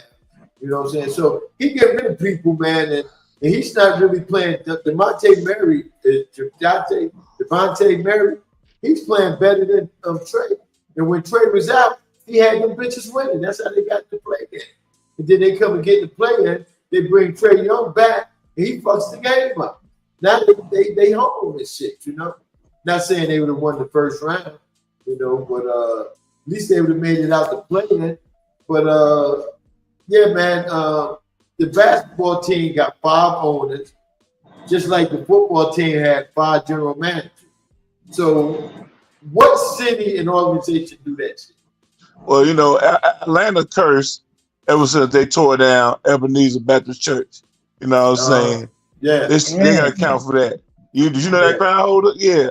The church Martin Luther King family preached that. They tore it down to build Mercedes-Benz Stadium. And they ain't done shit since. Yeah. Hey, listen, I believe in the afterlife and that shit gonna come back and haunt you. Yeah, buddy. They tore down 2 churches. It was 2 churches. Because one was across the street from the other. But the one church used to always have parking. They on Sundays during football season, they do early services. So they had a parking lot that make money off the people, right? But they tore them 2 churches down. But that ain't just it, Juggle. Mojo. You ever heard the legend of Mojo? Mojo was a guy that had front row seats to the Hawks when they was in the Army, right? When they moved to the Dome, they moved Mojo back a little bit, and he was mad from that. And from that day on, he not came back to another Hawks game. He told them motherfuckers they was gonna be cussed. They never win nothing in life. And so that went from the basketball team to the football team. The baseball team was already cussed. How do you go to 13 or 14? You win 13 or 14 division titles in your division, and you ain't going no World Series. Or you lose 2 World Series to the Yankees. Well, you know what the curse for the Braves is? What's that? They left the Cobb County and went to Cobb County. You know what I'm saying? They left Fulton County and moved to Cobb County. And King B50, you know what I'm saying, the mayor, he said he ain't fool with the Braves no more. A lot of people said that. Yeah, a lot of people, man. Diehard Brave fans. Man. Bernardi. Because all they did was went up to Ku Klux Klan land, Cobb County. They said Cobb County. Yeah, and just patronizing them folks up there. You hear about that crown holder? They asked the Braves organization, why y'all leaving? He like, well, we want to change the culture. That's slang for too many black folks come to the game, and Miss Millie and Ken, they ain't like the traffic, or they ain't like the neighborhood around Turner Field. You know what I'm saying? Because it's in a black neighborhood, so they went to little ass Cobb County. So every time I come from what's the place up there? Every time I come from Chattanooga in my truck, and I got to go through Atlanta. You know what I'm saying, to get to Macon, Georgia, whatever, I got to go past Cobb County in that damn stadium and all that damn traffic. That shit crazy, man. Yeah, you know what I'm saying? That shit is really crazy. They built it right there by the exchange between 285 and 75. It's a big ass bottleneck. Yeah, it's rough. That sounds like some shit when the Clippers is mad at motherfucking, you know what I mean? When the Clippers go in there and see all them banners the Lakers got and shit, you know what I mean? And they ain't got a motherfucking thing up there. Now they own it like, we gotta get our own shit. You feel what I'm saying? Now they press this shit. You know what I mean? That shit is crazy. They knew basketball arena gonna be worth more than SoFi. A basketball arena that only gonna seat 20-something thousand gonna be worth more than a football stadium that can sit 70,000. Make that make sense. Right. Clipper about to turn my team into the baby sister. Yeah. That shit crazy. That shit crazy, man. Motherfucking. Why Mark ain't talk about that? How they going to demolish the Fabulous Forum. You know, where the Lakers used to play in the 80s. They about to tear that down. Why Mark ain't saying nothing about that? And what they putting over there? They putting the Clipper spot over there? It's gonna be the parking lot. It's gonna be a parking lot for the new stadium, for the Clipper Stadium.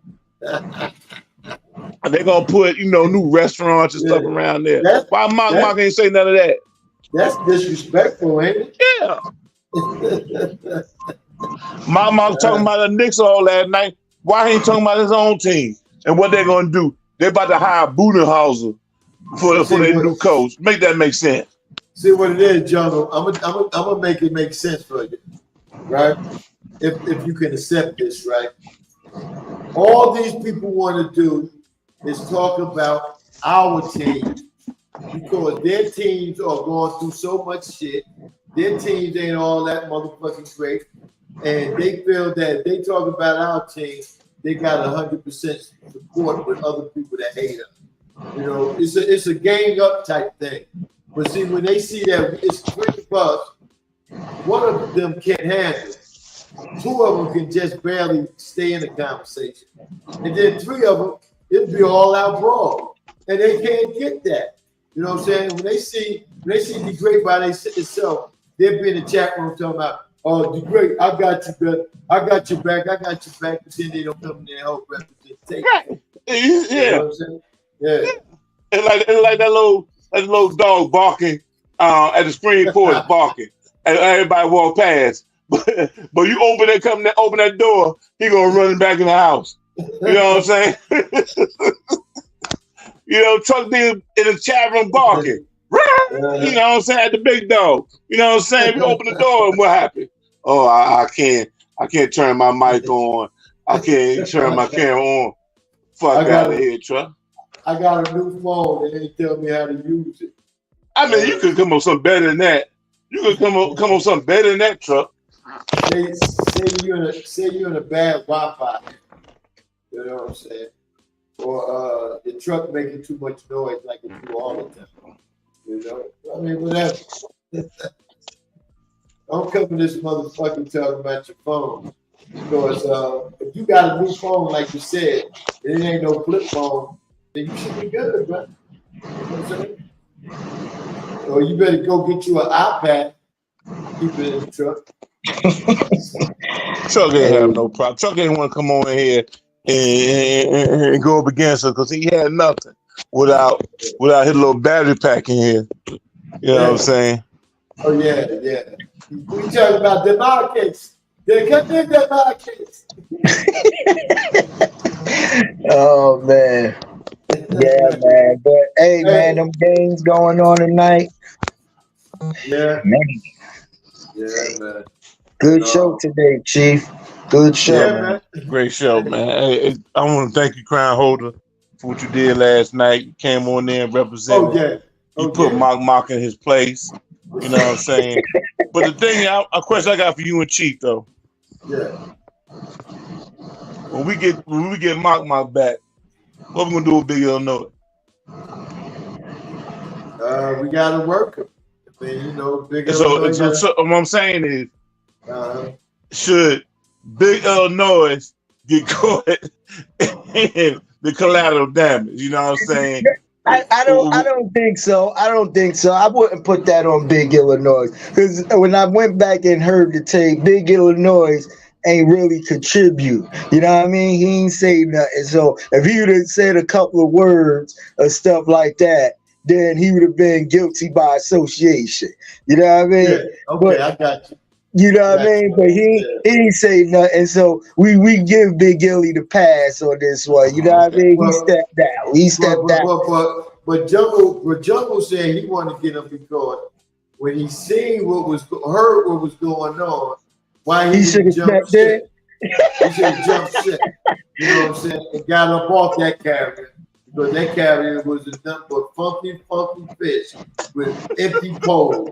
And this is where, because Big Illinois team in Chicago. Come on now, he already gone through enough.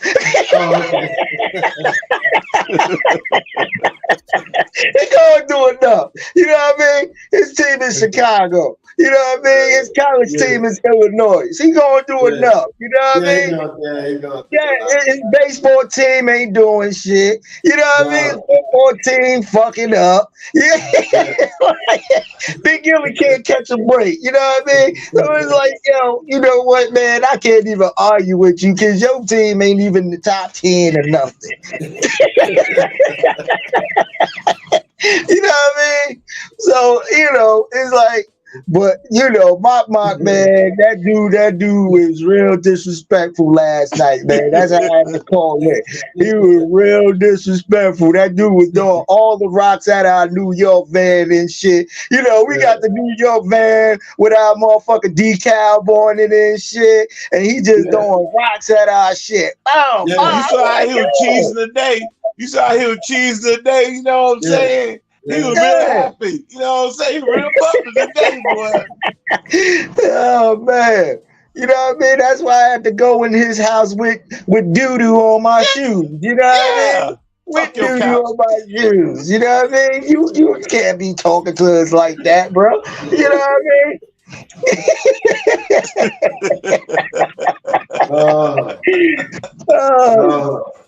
That's funny, man. You know, but that's my God, man. Hey, listen, everybody, this is all entertainment. Ain't none of this is serious. We still love each other at the end of the day. You know what I mean? This is good brotherly love barbershop stuff we do over here. You know what I mean? So I don't want folks to be thinking we be taking this stuff personal. No, we don't. It's still love. You know what I mean? At the end of the day. It's love, man. It's definitely love. But anyway, man, I want to put this out here, man, because I need my support from my people, right? You know what I'm saying? Because I'm going in at the barbershop tomorrow. I'll be on the barbershop podcast tomorrow night now. So we're gonna move our show to Wednesday. They gave me an invite because I got a lot to say. You know what I'm saying? So I'll be over there tomorrow night, man. I'll send y'all the link, man. Y'all come on over there. But we're going to get on Mr. Trey Frazier. He probably listening now. He may not want to send me the shit for the bar. Hey, I'm going to send, barbershop, I'm telling you now, y'all better talk right, because you will be a victim on the Do Just Because show. I want to know, Chief, if Trey Frazier, is he riding with Tibbs and Tibbs' strategy as far as how many plays he playing? Is Frank Frazier co-signing that crap? What's the take on that? What I want y'all to do is, when I get on there with him tomorrow, send me all the questions you want me to answer. You know what I'm saying? And Michael's gonna be over there on the other side. You know, Michael ain't got no dog in the fight, so Michael's gonna be on the other side. You know, agitating and shit. Because I'm gonna tell Trey Frazier to give up his motherfucking Nick card. You let that girl from Philly come on there and just talk all over us, man. You know, 2 times she was on with him. You know what I'm saying? With that bullshit Philadelphia 76ers advice. You know, so yeah, that's gonna be the start off. I'm gonna tell him he had to give his card up. You know what I'm saying? I don't give a fuck. You went to a Nick viewing party. He went all the way up to New York to a viewing party. I told him, shit. I said, shit, you couldn't get in the game? You could have got the game. Oh, he could have went to Philly and got the game. Them tickets there were cheaper. Shit, right. If I'm crossing that bridge, man, I'm going in the garden. Yeah. I feel that was a long going to Philly is like going to the garden. We run that motherfucker. So it's like we got a second home away from home and shit. You feel what I'm saying? We run Philly, man. That's right. Did you hear what I asked Chief? As far as Marbury seats, they got them under the rim, basketball rim. You know what I'm saying? Right. If you got Marbury money, would that seat be okay with you? Yeah and no. I'm gonna tell you why. Yeah, as long as you on the floor with it, you know what I mean. You still getting that experience on the floor. No, because you can't really talk your shit the way you want to talk your shit like Spike and them. You know what I mean? Right. You know what I mean? Like you see it spiking them on the side and shit. They fucking with the fans. They fucking with the ref coming down and shit. You way in the corner and shit. You feel what I'm saying? Like you playing hide and seek and shit. You know what I mean? So it's kind of like, oh shit. But you know what I mean? I guess if you still got the floor seats and the floor experience, you good. You know what I mean? So, you know what I mean? Marbury probably trying to play incognito anyway. He probably don't want that type of spotlight anyway. I don't know. Every time somebody did something, he jumped up and damn it was on the court. So he wants some type of You're right. He wants some type of life and shit, you know what I'm saying? Yeah. I know one. Hey, we need that John Starks energy tomorrow, boy. I like the way John been on the floor, man. He been supporting. He been in them refs' ears. He been, boy. If we get that type of motivation, man, I would love a John Starks to be a head coach of the Knicks, man. Because he come from that cloth. He come from that tough cloth too. That 90s cloth. So you know his grit gonna be crazy. You know what I mean? Right. Yeah. I like that too. I think he could be the next coach. Yeah. You know what I'm saying? Yeah, that's a good one. I like that too.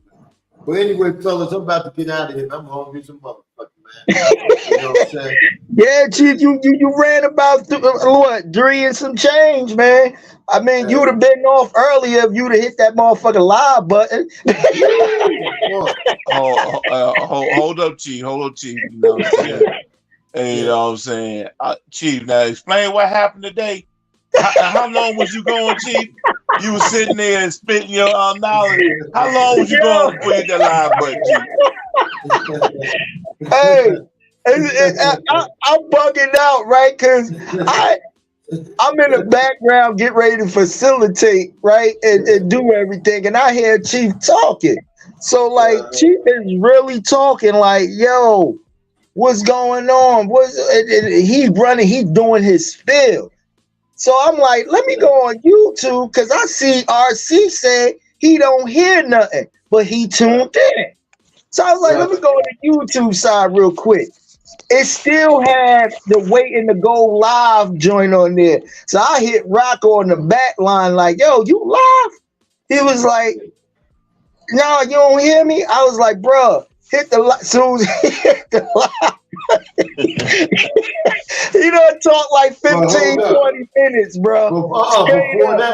Before that, I had spoke 12 minutes with my mics off. Didn't know it wasn't live. Didn't know it wasn't live. Also had my mic off. So I was like, damn. So I started the show over 2 times of what I was saying. So when I finally came on live, I was like, man, I ain't gonna do all that shit. Yeah, that's what he had to catch everybody up. Hey, because I woke up, right? You know what I'm saying? And I went on YouTube, right? And I typed in Bill for the radio, and I saw Chief had an upcoming show. Right. And it said 8 a.m. So I'm thinking that's Central Time. So he probably came on at 9 p.m. our time, right? Right. So I said, well, let me see if I got a text message from Chief saying he was going live. I ain't see that, so I ain't tripped. I said, oh, he ain't come on yet. So I was just sitting there waiting, you know what I'm saying? Chief done muted himself Chief done muted himself without being on camera out this motherfucker, man. We ain't listen to the audience.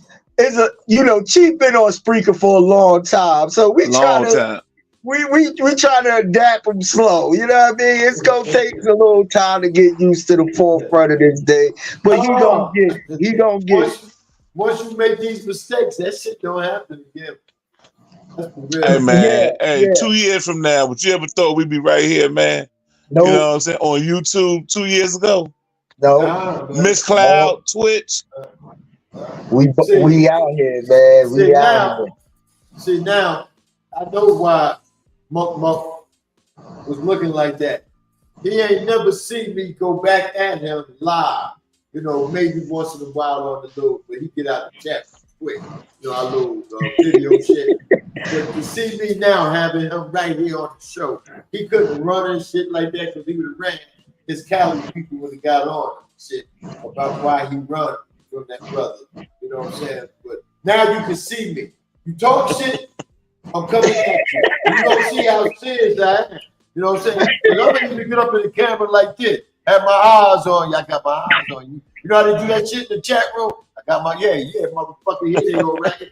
Yeah.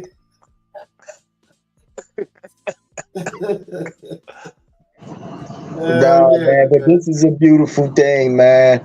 I love it, man. We gonna continue to grow. Check out Jungle Brother. Make sure you follow him on YouTube as well, man. Right. You know what I mean? Hit that like, subscribe, notification bell to let you know when Billford Radio and Jungle Brother is on. You know what I mean? That YouTube thing. You know what I mean? So we appreciate everybody for rocking with us today.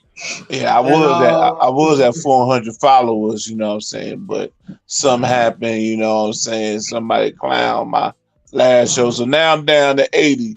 So everybody, I need 14 more followers, you subscribers to get to 100. You know what I'm saying? Help your boy out. You better than this, Jungle. You better than this, Jungle. Check this out. After I get off the barbershop podcast, because you know they gonna throw me off and shit. I ain't gonna be on there like, you know, I bring people in and sit all fucking day. As long as you got something to say. But they gonna throw me off. Once they throw me off, man, we start our garden party, man. Shit, you know, or either y'all have to wait for me. When I pop off, I'll pop in and shit, man. Because tomorrow, brother, it's all about we on the New York Knicks. We on the New York Knicks. Say, yeah, we gotta come with that energy, baby. Right. We gotta get that song back too. I had it, man. I don't even know what I did. So we gotta get that New York Knicks song back, man. Hey man, Game 5 has historically made or broke us. You know what I'm saying? Yeah. That infamous Game 5 game with Charles Smith. You know what I'm saying? When he got hacked by Jordan and Pippen, that was Game 5 game. We win that game. You know what I'm saying? We win the championship. You know what I'm saying? Because ain't no way Chicago would have came back and beat us in the Game 7, man. If we won that Game 5, so we got to take. If we win them all, we're going to go 3 games to 2. There ain't no way in hell, you know what I'm saying, they will come there and beat us in Game 7. That's a fact. Ain't no way in hell. We beat them tomorrow night. Ain't no way in hell they going to Indiana and beat us, but they shit going to be shot. They ain't even know how to get up. So you know what? They going to get so much shit thrown at them in the garden as far as words. No, T-Man. No, T-Man. I'm not gonna let it go. You know, when I say Knicks dominated the 90s, y'all say, well, how many rings you got? That game right there is an illustration of what happened. If they call a foul on Jordan Pippen and Horace Grant fouling Charles Smith, and if Charles Smith had at least 2 testicles, we would have won that game. You know what I'm saying? We would have won that game. Mm-hmm. If I had a job working at Madison Square Garden and I was collecting tickets, I see Charles Smith, I'm turning him around.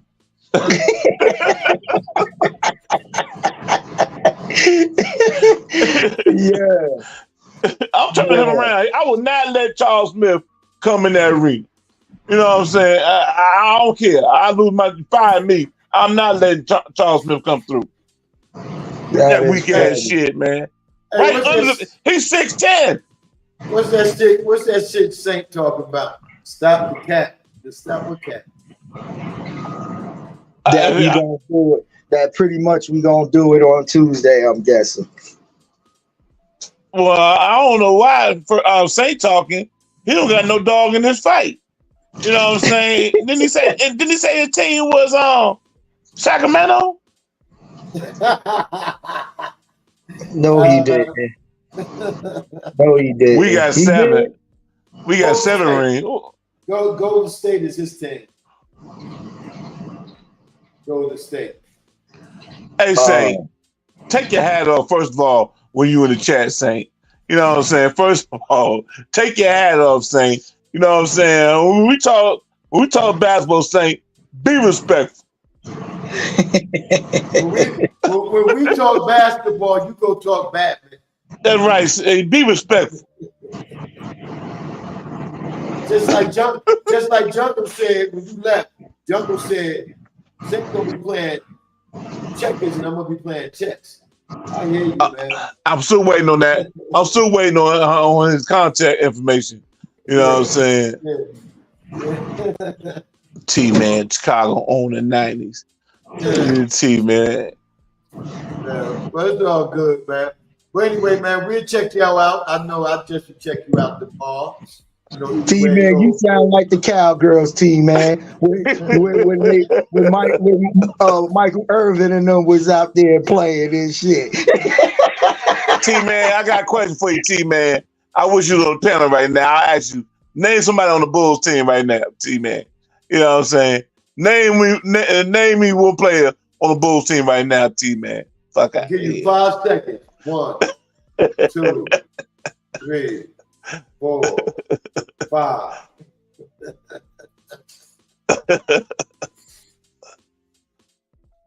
I look at Saint trying to, you know what, y'all better be glad I'm ready to get off and go eat, man.